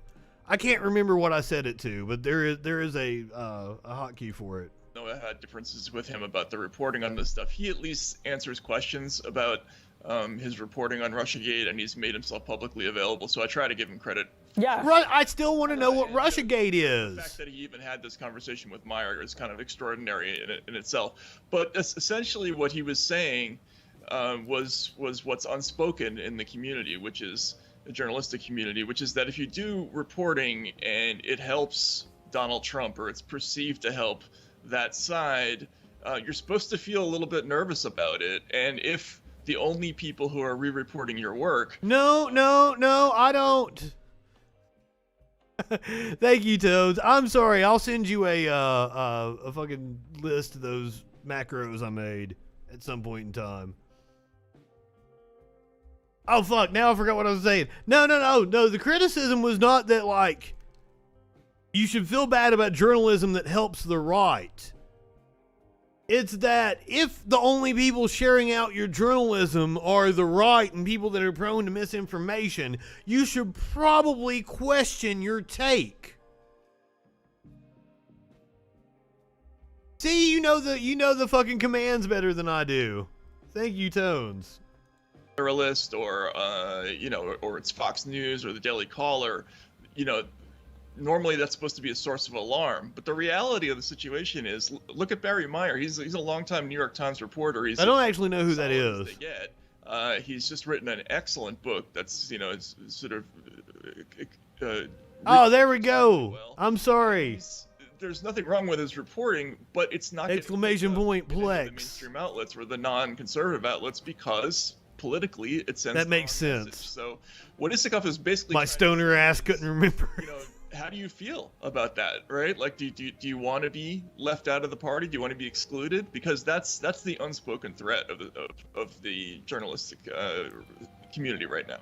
Yeah, that's a really important point, and it also raises the question of sort of just go nuts, Tones. Common cause between maybe the populist or anti-establishment left and the anti-establishment right is, because it seems as though the calculus is that basically all of these other watch my stupid shit. That's great. If we cannot restore the fundamental agreement and consensus on free speech and free expression and censorship, yeah, fuck Facebook. Have these other disagreements about market economies and imperialism and foreign policy. Though if you go send me a message on Facebook, the auto response is goddamn hilarious. I'm so proud of it.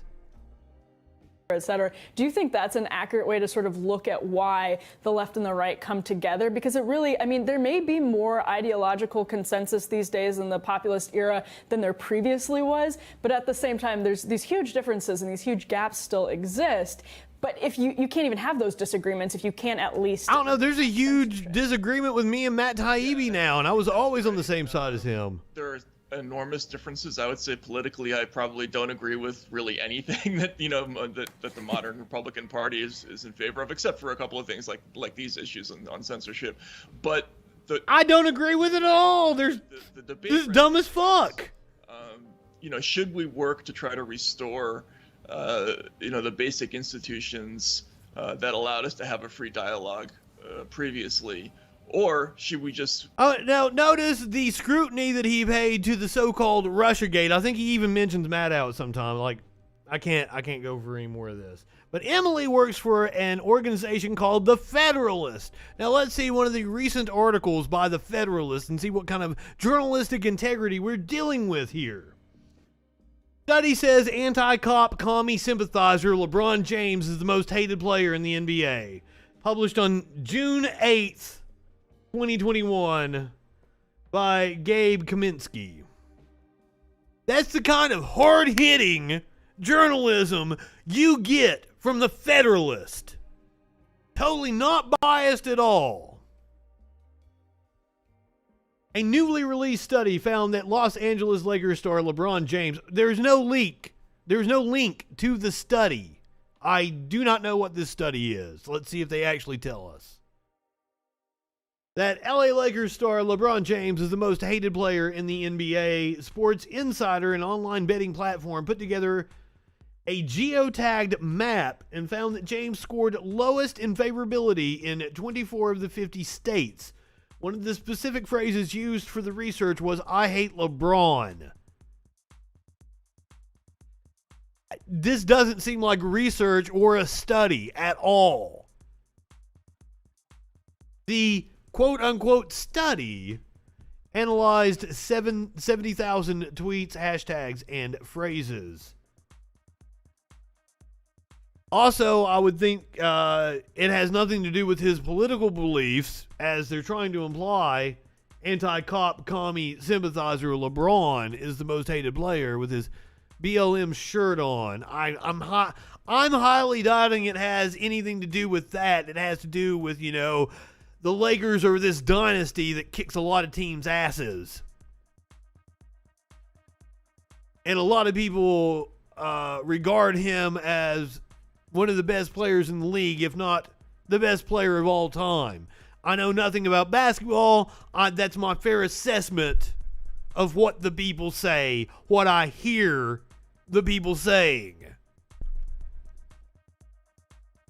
But now Matt Taibbi is okay with going on with Emily from the Federalist and bragging about the Federalist and saying they're okay, but we've got to take issue with so-called Russiagate and Rachel Maddow. I don't know what Rachel Maddow said. I don't watch cable news. The extent of my cable news watching happens on this show right here. Now, I knew of Rachel Maddow because I listened to Air America back in like fucking 2006. And I was a fan of her back then. I'm glad she got her own TV show. I'm sure she really classed up fucking MSNBC. If Rachel Maddow was only reporting on the dossier and shit like that, I'm assuming, you know, yeah, it's wild speculation on a fucking opinion show about Russia. I don't know what they got wrong, though. I never hear these specific claims. I just hear every right-winger saying Russiagate as if it's something like it's an accepted axiom. Still says, I hate LeBron for the jokes. Really? He seems like a nice guy. I don't want to make an assessment of anybody. Like, I fucking hated Michael Jordan growing up just because of the fucking... Now, that's not like when I was a kid, I was a big Jordan fan. Like I was a Bulls fan as a kid. But, like, afterwards, I really hated the corporatism and all the fucking, you know, watering himself down for this fucking public image and shit. I really, really hated that. But after I watched the 10-part fucking... ESPN documentary and found out the dude is like cool as fuck. He's a shit talker and he cusses and smokes cigars and drinks a lot. Fucking love Michael Jordan. So cool. On the flip side of that, WWE did a Taker documentary and I do not like Undertaker. Holy shit, I do not like Undertaker. I wish I had not watched that documentary because all he did was like, my God, my family, my God, my God, my family. Wearing like thin blue line shirts and shit. Cop hating LeBron. I wonder why anybody would hate cops. It's not like I'm going to turn around and show you guys some fucking videos that's going to make you hate some fucking cops. Professor shared video of cops strip searching a black teen. Now he faces jail time. Baton Rouge prosecutors are hoping to put a college professor in jail for sharing body cam footage, which had already been made public, of a local police strip searching a black teen in broad daylight. I'm not sure if we watched the video. Well, fuck.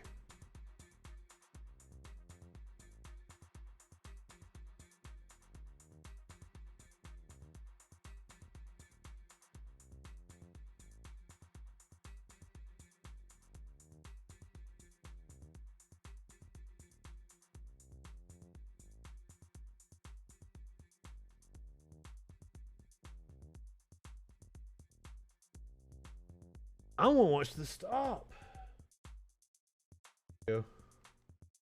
And tonight, disturbing video has surfaced of a police officer in Baton Rouge strip searching a 16-year-old and his older brother during a traffic stop in broad daylight.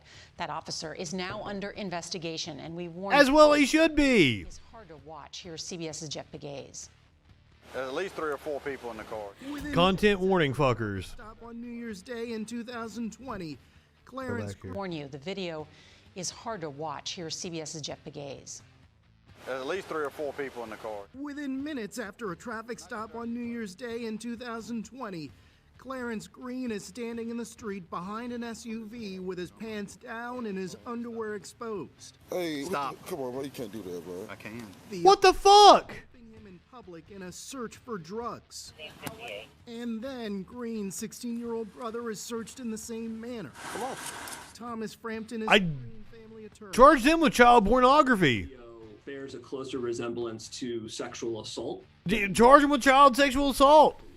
The officers involved were clearly outside the bounds of anything that the Supreme Court has said is permissible for law enforcement officers to do. Later, body camera footage shows an officer entering the Green family home with his gun drawn and without a warrant. Officers did find Jesus! the gun in the search, and Clarence Green ended up spending 5 months in jail until a judge ordered his immediate release. Looks like he's getting ready to be a millionaire. Officers demonstrated a serious and wanton disregard for the defendant's constitutional rights. You think I'm playing with you? I will you up. Tonight, the Baton Rouge Police Department told us that it had conducted an internal investigation, but the Found no wrongdoing. incident remain on the Still a fucking cop. Of course. But that's not the only steps they took to try to cover this up.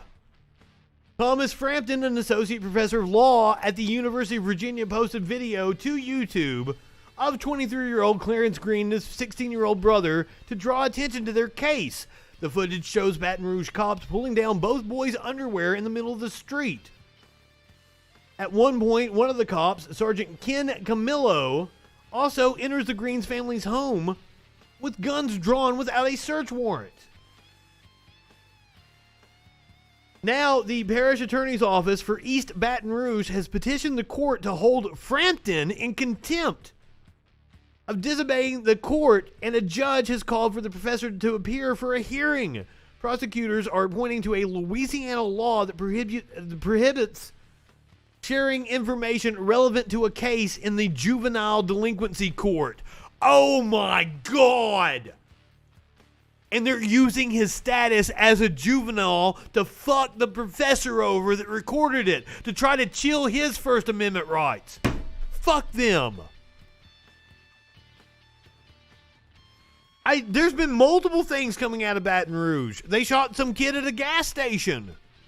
I can't even keep up with all the incidents. And Sparkles was in New Orleans like 3 weeks ago. I remember asking her if they were protesting because I can't even remember what it was now. So it's like, oh my God, the cops lied about this. There's so many of these cases. And this isn't even the most infuriating thing with the cops you're going to hear about tonight. So prosecutors are pointing to a Louisiana law that prohibits sharing information relevant to a case in the juvenile delinquency court. But the 16-year-old was never charged with a crime. Oh my God. The body camera footage of the strip search and home entry, which occurred on January 1st, 2020, had already been made available to the public and shared last month. Frampton received his notice from prosecutors the same day the police department held a press conference regarding the video.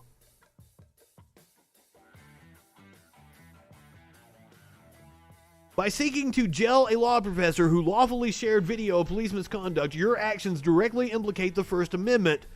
This is according to the legal director for the American Civil Liberties Union of Louisiana. Goes on to state, your office moved for contempt less than 24 hours after CBS Evening News broadcast a story about the BRPD officers' actions.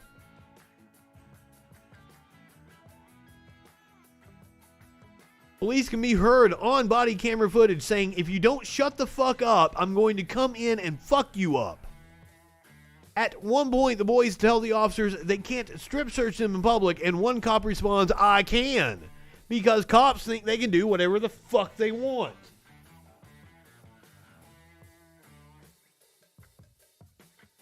Now this one, seriously, content warning. The cop's still on the job. There are no charges. It seems like there's a civil case. They are suing. The only people facing charges are Mr. Green, which apparently he's been let go, and then the professor.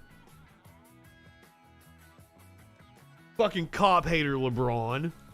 You know, how can anyone watch a video like the video we're getting ready to watch right now and not be a fucking cop hater? You tell me. This officer is pulling onto, it looks like the interstate. It might be a state highway. It looks like the speed limit is probably 65, 75, something like that. Not well lit. I don't know. Looks like we don't have audio of the incident. This happened in Arkansas.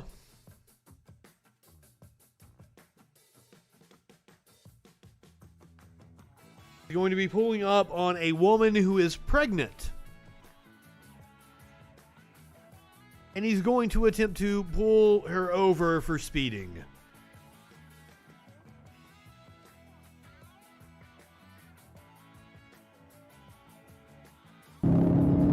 Oh, so there he kicks his lights on. All right, so as you can see, there are no lights.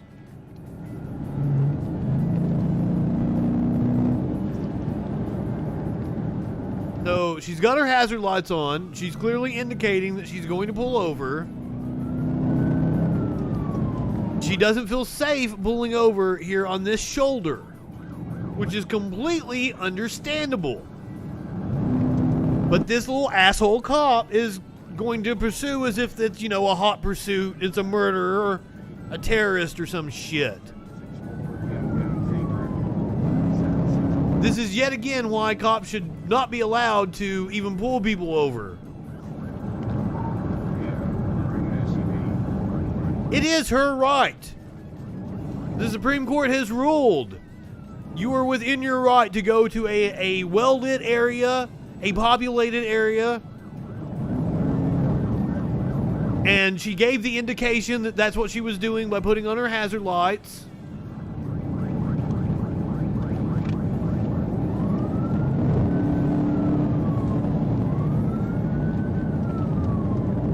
Yep. This would, if a cop pulled up next to me like that, that would make me even more paranoid.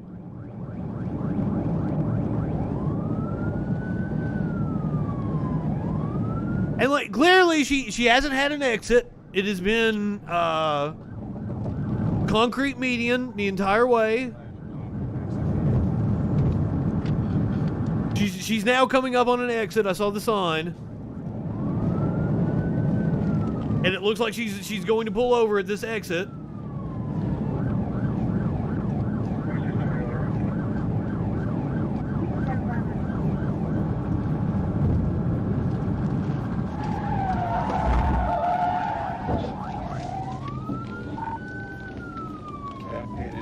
The cop fucking swipes her on the side. And she'd slowed down too.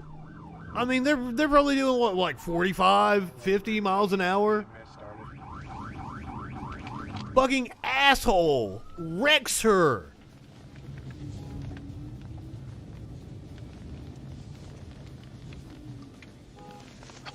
This motherfucker needs to be charged. Attempted homicide, 2 counts. She was pregnant. Attempted vehicular homicide. Hands down.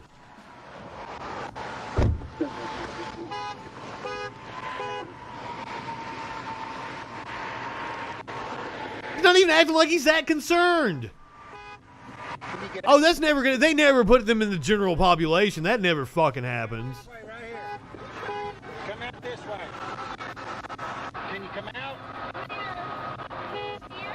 Yeah. Hold on a minute. Can you get out your passenger door? What a fucking piece of shit. Why didn't you stop? Because I didn't feel like it was safe. Well, this is where you ended up. Oh my God, he blamed her. Well, this is how you ended up. I got plenty of room right here. Are you the only one in the vehicle? Yes. Oh my God. Ma'am, you've got to pull over when we stop. It doesn't matter, ma'am. Come on out. I've got an ambulance coming for you. She didn't feel like she was safe. That's the exact reason. I hadn't watched this. I knew that was the exact reason. Can you come out? She was coming up on the next exit. Can you try to like make the seat lean back? I did. I pushed it back as far as it would go. Because it was looking up. Fucking piece of shit. That'll buff out. An Arkansas woman is suing an Arkansas state police officer who she says negligently performed. Now, this is where qualified immunity comes in. If a court hasn't ruled on a specific case, probably like if there hasn't been a court ruling on a cop sideswiping a pregnant woman, they're probably not going to let it go forward. An Arkansas woman is suing an Arkansas state police officer who she says negligently performed a pursuit intervention technique that resulted in her car flipping over on the highway at 60 miles per hour in July of 2020. Nicole Harper, who was pregnant at the time, was clocked going 84 in a 70 mile per hour zone. Within seconds of Arkansas State Police Officer Rodney Dunn turning on his patrol cruiser's overhead lights, Harper pulled over to the right lane, turned on her emergency blinkers, and slowed down to 60 miles per hour, 10 below the speed limit.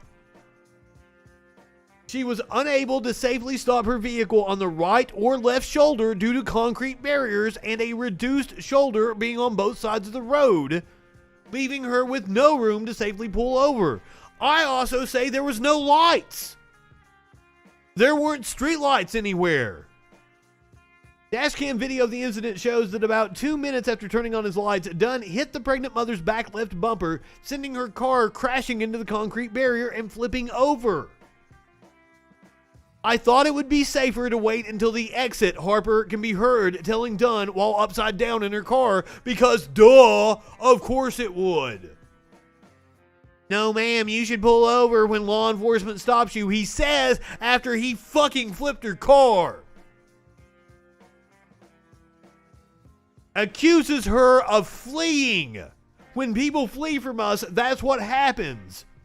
I wasn't fleeing, she responded. Fleeing with her hazard lights on. And charged her with failure to yield to an emergency vehicle. Her attorney, Andrew Norwood, alleged the PIT maneuver was deadly force. It was. The cop should be charged immediately. Adding that an exit was just 1 mile and the concrete barriers ended about 20 seconds down the road. Norwood said that Harper has some lasting anxiety from the experience and broke down in tears when she saw the video for the first time. I bet. Harper also contests that she did exactly what she learned to do in driver's education when being stopped by a police officer. Pull over to the right side of the road, activate your turn signal or emergency flashers to indicate to the officer that you are seeking a safe place to stop. This is according to Arkansas Driver's License Study Guide. The Arkansas State Police did not return multiple requests for comment. Motherfuckers, if there is a cop watching this right now, this is why we hate your fucking guts. You think you're above the law.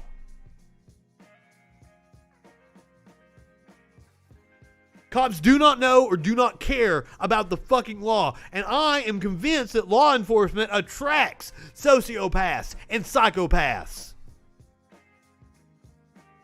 Fight me. I know for a fact that they discriminate against people with high IQs.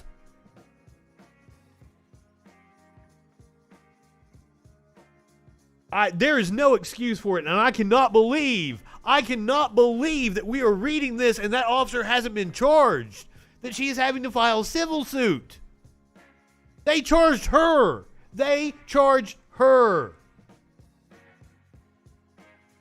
Outrageous.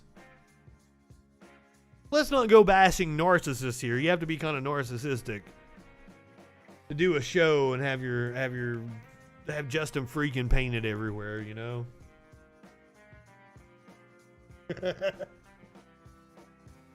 Let me hit the content warning again on this one. Remember that story? This one's a couple of days old here. The mother of the teenage murder suspect has been charged. The little dude that, I mean, he was clearly a psychopath. We watched the video of him, like, waving in the back of the cop car and shit. Apparently his mom tried to wash his clothes. Let's hear from CNN on this. Year-old Aiden Fucci is going to be tried as an adult with an upgraded charge of first-degree. And let me say something. I think cops should be held to a higher standard. I think that cop should not only be charged with attempted vehicular homicide, 2 counts. I think they should automatically face double whatever the mandatory minimum is for a civilian. Automatically.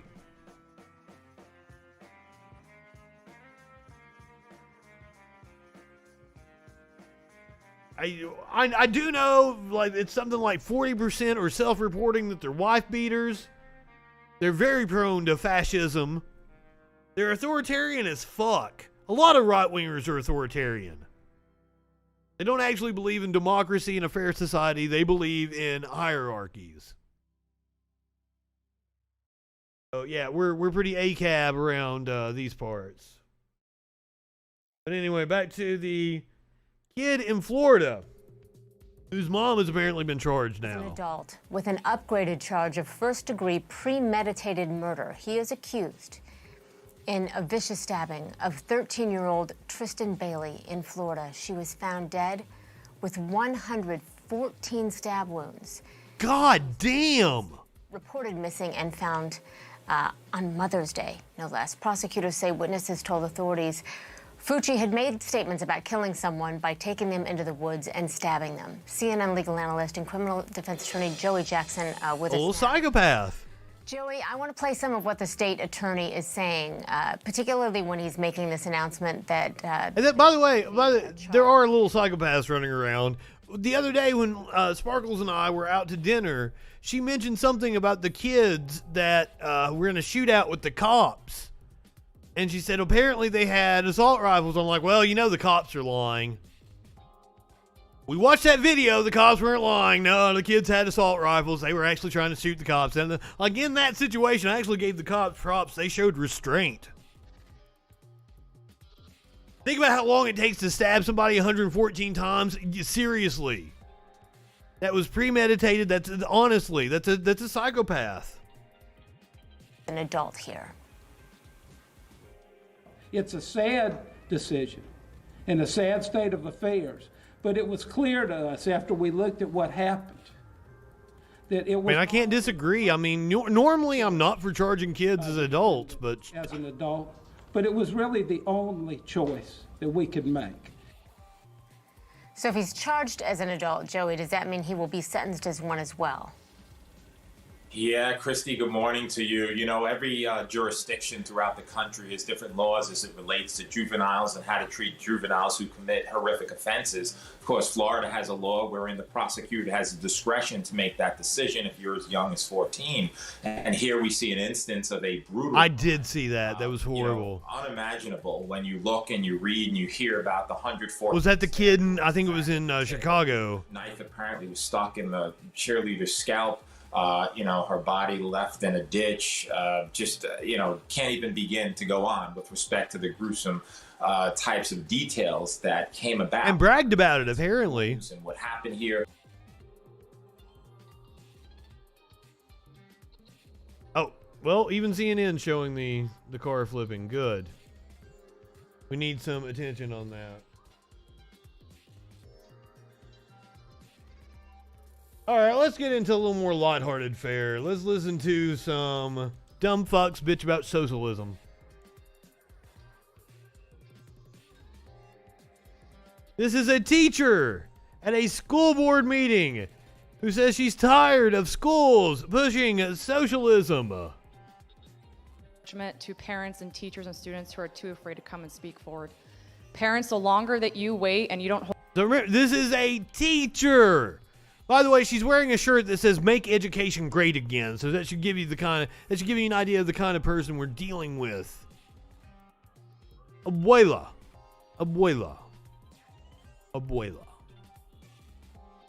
I think I got it. I will not remember tomorrow. Quiz me on that shit. Hold me to it. But this is a teacher complaining about socialism. I know from my chat, I do not need to point out the problem with her logic on this one. Hold your child's schools accountable gives these guys more time to dictate what's best for your child's physical, mental, and emotional health. Don't be afraid to speak out for your kids because they're voiceless and they rely on you. Don't be afraid of them rooting for socialism by the time they get to middle school. Teachers, it may seem that our careers have come to a dead end, but I'm here to remind you we don't work for the school board. We work to mold the next generation of Ma'am, you absolutely do work for the school board. That is literally your employer. Literally your employer. You work for the school board in your area. That is who employs you. The fact that you don't know that makes me think you're not really qualified to be a teacher.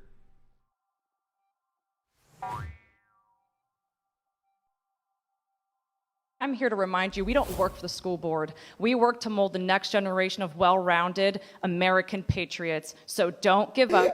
It is up to us. Students, you are on the front lines of these indoctrination camps. Challenge the staff when you're presented with a ludicrous statement, and do not allow anybody to tell you that you cannot accomplish anything because of your skin color or to hate yourself because of your skin color. Students, it is up to you to be the next generation of victims or victors. And finally, to the board, this isn't over. The only people that play victim around here are dumb fuck right-wingers. She's getting up there telling people not to play victim while she's giving a whole speech about how she is a victim. And your policies are just as... Nick Gofford, followed by Ryan. Yes, cut her off. Yes, yes. I assume they were applauding her getting cut off. I would hope. You never know, though. They might have been dumb fucks applauding what she actually said, which made absolutely no sense whatsoever and proved she had no business being anywhere around children.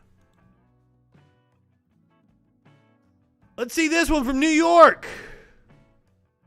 School board meeting with a parent demanding respect, apparently.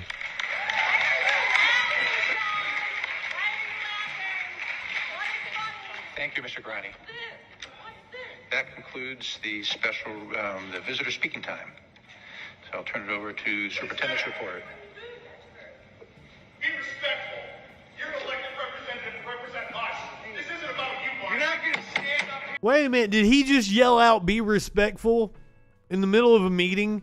The dude that's yelling, he's yelling, be respectful. Be respectful. You're an elected representative to represent us. This isn't about you, Mark. You're not going to stand up here and do anything to me, asshole. Hey, stop! Come on. All right, we're going to move into recess. Whoa, shit. I said you are elected to represent us. I'm doing what you did. One of the school board members like, you are going to talk to me like that, asshole. Dude fucking rushed up on the stage.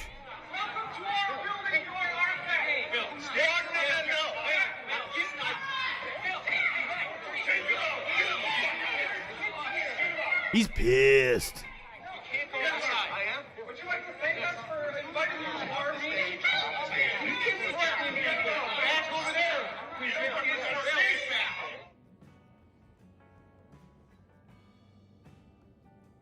You get any more sparks? They've cut the audio, unfortunately. This is what happens when you have people spoon-fed a whole bunch of right-wing propaganda. Exactly. Good example for the children. Well, this father was setting a good example for his daughter when he showed up with her child support and dumped it on her lawn. How did he dump it? It was in pennies. What looked like a landscaping trailer dropped a pile of pennies in front of a window mailbox last month. A Deep Run graduate says it's been hard trying to make sense of it. I bet. A penny is worth 1,000 words. I just turned 18. Certainly 80,000 of the coins will help Avery Sanford tell her side of the story. When I was in the middle of class, my dad came by. He had rented a trailer. The Deep Run senior will spend the summer at home before venturing to Virginia Tech for her freshman year. He pulled up in front of our house, turned the trailer on, so it dumped out all the pennies in the street in front of our house. Didn't even put them in the yard, on the sidewalk. What was happening? She didn't recognize them at first, and she asked, "What are you dumping on my lawn?" And he said, "It's your final child support payment." And that's when she realized who it was. Never thinking she'd have to use a snow shovel in the summer to scoop up some domestic drama. It's not just her trying to embarrass. It's also me. It's also my sister. And it's upsetting that he doesn't really consider that before he... What a dickhead. Once the pennies were picked up, Sanford and her mom decided to flip the script. Her mom donating her daughter's last child support payment, every penny, to Safe Harbor, a domestic abuse shelter. Good on her. Money to moms and children. I feel like that just... There's like a new trend with these local reporters putting in audio in weird cuts with their fucking voiceovers. I don't like that at all. Put your audio. Audio is fantastic. Please have audio in your package. Those pennies should have been like under you and your voiceover, not stopping to let the pennies fucking... Yeah, based mom indeed. Totally down with her. Turns the situation into a positive one. You can learn a lesson from it. A lesson Avery's teaching. She hasn't spoken to her father in years. She says the penny incident proves she made the tough but right decision to stay clear, and she has no interest in having a relationship with anyone who disrespects her mother. It is really hurtful. It is totally okay to cut toxic people out of your life, even if they're your father. And it doesn't matter how old your kid is. It doesn't matter if they're a young child or an adult. The actions of your parents will always have some effect on you. Avery's mom did file a police report with Henrico County Police. I spoke to her father tonight on the phone. He tells me it was just 18 years of frustration built up. His emotions got the best of him, and the last thing he... 18 years of frustration? You're not... No, motherfucker. Not your 18... The person who has 18 years of frustration is that poor young lady. Absolute piece of shit. What he wanted to do was to put a further wedge between him and his daughter. Oh, yeah. Well, that's what you did. John Burkett, CBS 6 News. Fucking shit. You would think, with assholes like that running around, you'd want to encourage people to hook up on the gay websites, so they don't have any more children that they're gonna fucking do dirty like that. But no, Apple has addressed the future of Grindr and Scruff after a ban on hookup apps.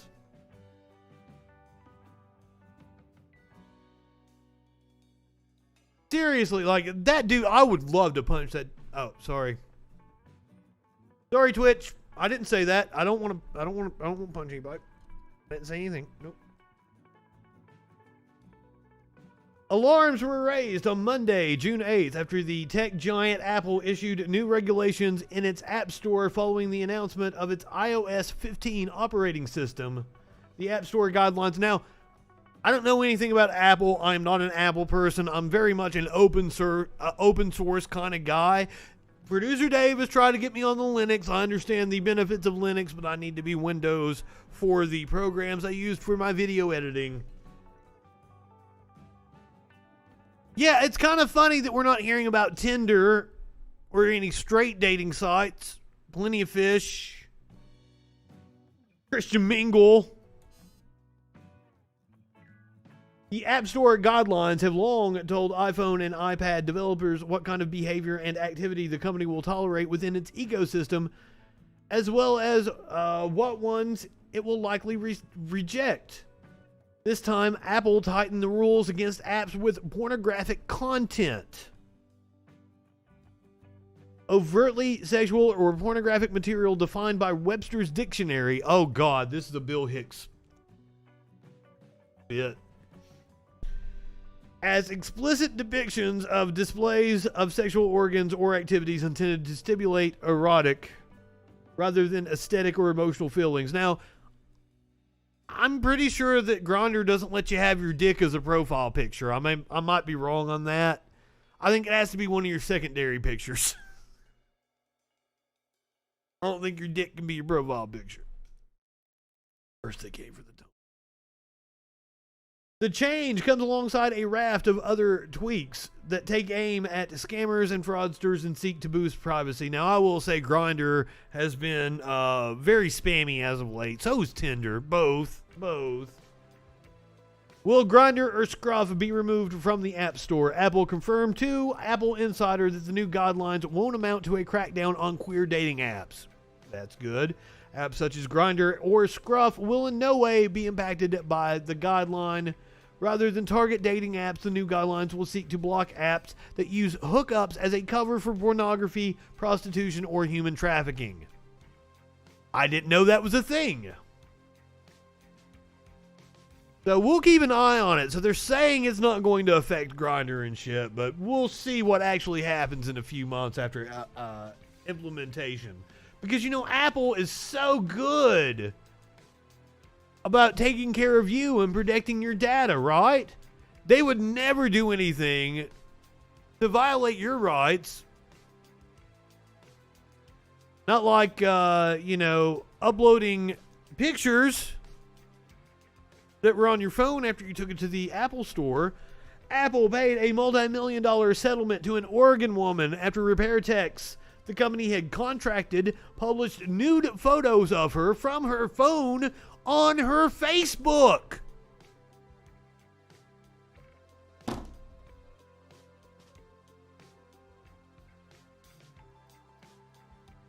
That's what I'm thinking, is after Pride, they'll sneakily do it on a slow news day. You're exactly right. I know corporate America. But we'll raise a stink about it if they do. But no, fucking what? So, not only did they publish her photos, that's weird, but they actually went to her Facebook. Now, guys, if you're some kind of a tech and you should not violate people's privacy and take their pictures, but goddamn, it's pretty stupid to go and post them on their Facebook. As first reported by The Telegraph, the unidentified woman sent her iPhone to Apple for repairs in 2016. According to court documents reviewed by Motherboard, two repair techs then posted 10 photos of her in various stages of undress and a sexy video to her personal Facebook page. The case highlights the personal nature of our devices and the need for Apple to relinquish its repair monopoly and let us repair our own stuff. I hadn't even thought about that. That is an issue I'm totally down with.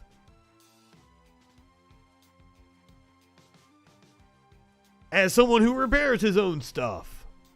But I just don't understand why the contractors would post it to her personal Facebook page.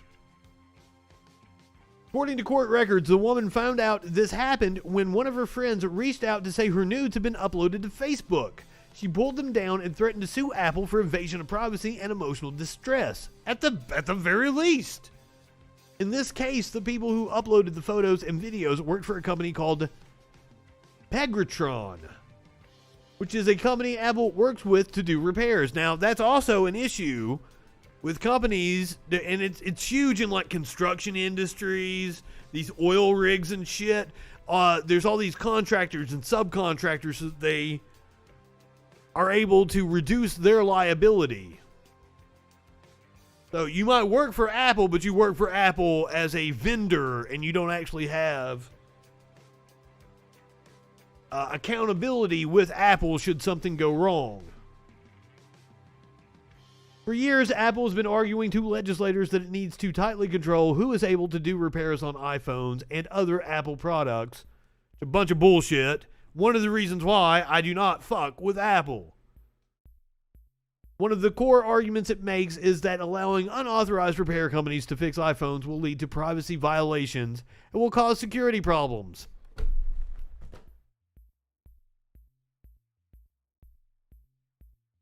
Yep, fuck you, Apple. All right, this next story for Gay Pride Month comes to you as no surprise, I'm sure. Kid Rock caught dropping homophobic slurs at his bar in Nashville. Jackie, thank you. Trending now, Kid Rock creating a buzz on social media tonight over a homophobic slur that he dropped on stage at a bar in Smithville, DeKalb County. I'm sorry. I was wrong on that. It was not at his bar in Nashville. I guess he was doing a performance somewhere. TMZ has the video, and they released the singer making those comments. Kid Rock made a profanity-filled rant, including... Oh, shit! Well, why aren't we watching TMZ then? Motherfuckers. Content warning.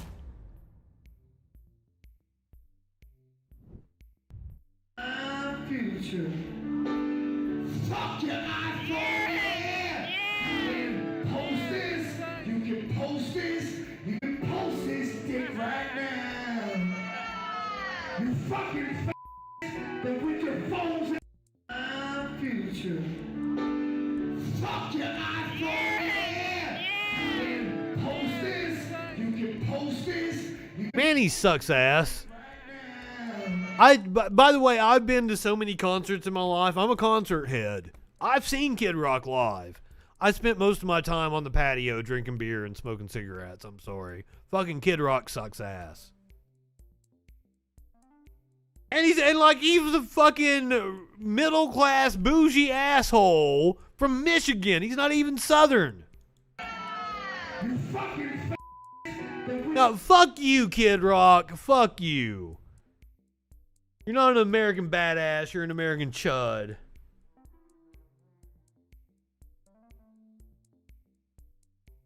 Speaking of asshole chuds in country music, fans in Nashville. Oh, shit. Oh, what?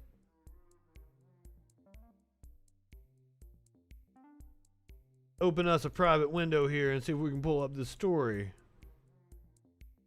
He is indeed friends with the Orange Man. Billboard supporting Morgan Wallen pop up in Nashville right before the CMT Music Awards. Morgan Wallen, if you don't remember, was the dude that was like outside of his house in Nashville, was like yelling M-bombs for no goddamn reason. Honestly, every time you hear that song, you think it's some Warren Zevon coming on, and it ends up being Kid Rock, and you're like, fuck this, and you want to gouge your ears. Because fucking Warren Zevon is awesome. Just one day ahead of the 2021 CMT Music Awards, which I guess they've already taken place then. This is a story from 2 days ago. Morgan Wallen fans are back at it after a fan-funded billboards popped up across Nashville this week supporting the embattled country music singer and his mullet. The fans are speaking, enough is enough. 7 billboards complete with a plaid red and black checkered background scattered across Nashville. Red in capital letters. Music industry, we want to be heard. Here's the billboard. I don't exactly know what they want. His music is still widely available. I'm pretty sure you can stream him on Spotify right now. Hold on, we'll check it out.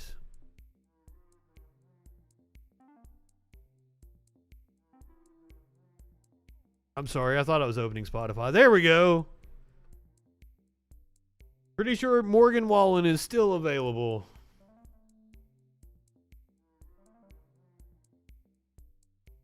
This culture war insanity, it drives me fucking nuts because, like, you guys know I'm a policy wonk. I want to talk about policy. I don't give a shit about your stupid fucking... Morgan Wallen, right here. Look, he's on Spotify. 332 million plays of Whiskey Glasses by Morgan Wallen on Spotify, widely available. 9 million monthly listeners. Nobody is stopping you from listening to Morgan Wallen. So I don't know what these people are fed up about. According to the billboards, Darlene Ingram and fans paid for them to support Morgan from Sneedville, about 70 miles northeast of Knoxville, near the Tennessee-Virginia border. Fuck! He's from the area I went to college. The move comes after a video surfaced of him earlier this year shouting a racial slur in Nashville that prompted a swift backlash from the music industry. All they did was quit promoting him. They're not having him on the awards show. You can still listen to him. You are exactly right. They are backed into a relatively small corner, and the only thing that they can use is the culture war. And as I said, we're winning it. Clearly, if Disney, which is not a fucking woke company, is portraying themselves as woke, then we're winning the culture wars. And that's why they're so scared. But ultimately, it comes back to, defending the status quo. It's so weird, like Matt Taibbi and Emily Jahansky or Jakonski. For some reason, they're saying that in defense of the status quo, especially Matt Taibbi, who has, spoke truth to power for his entire career. I don't get it. Oh, I got worked up on this show, so gotta kind of chill out a little bit. Best way to chill out is, holy shit, huh? Oh, we're in private mode. That's why. Best way to chill out here is clearly a video of a puppy and a baby.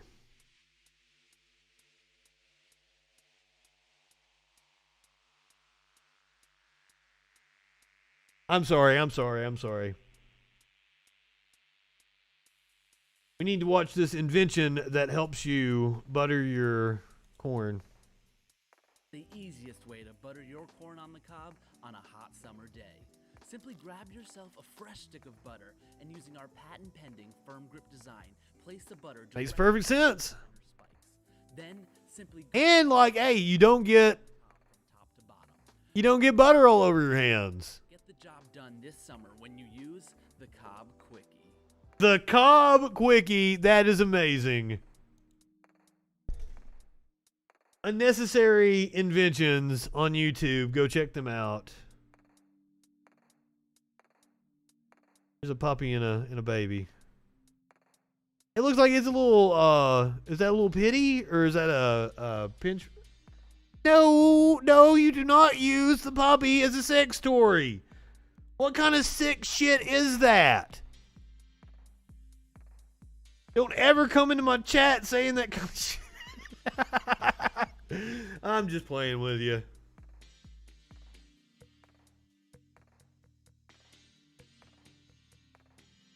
I've never rated GXG platform, I don't think. Let's check them out. Let's see what they got going on. If you're on Twitch right now, I don't know who they are, what they do.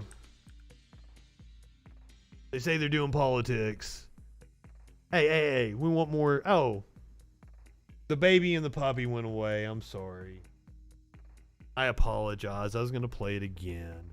Yes, I know you meant the hand deal. I was making a joke. All right, so if you're on Twitch, you're heading over to GXG platform. Everybody else, go ahead, light one up, dib one back. It's all right to have a little fun before you hit the sack. I'm Justin Freakin. We'll see you tomorrow night on the Troll Patrol. Live.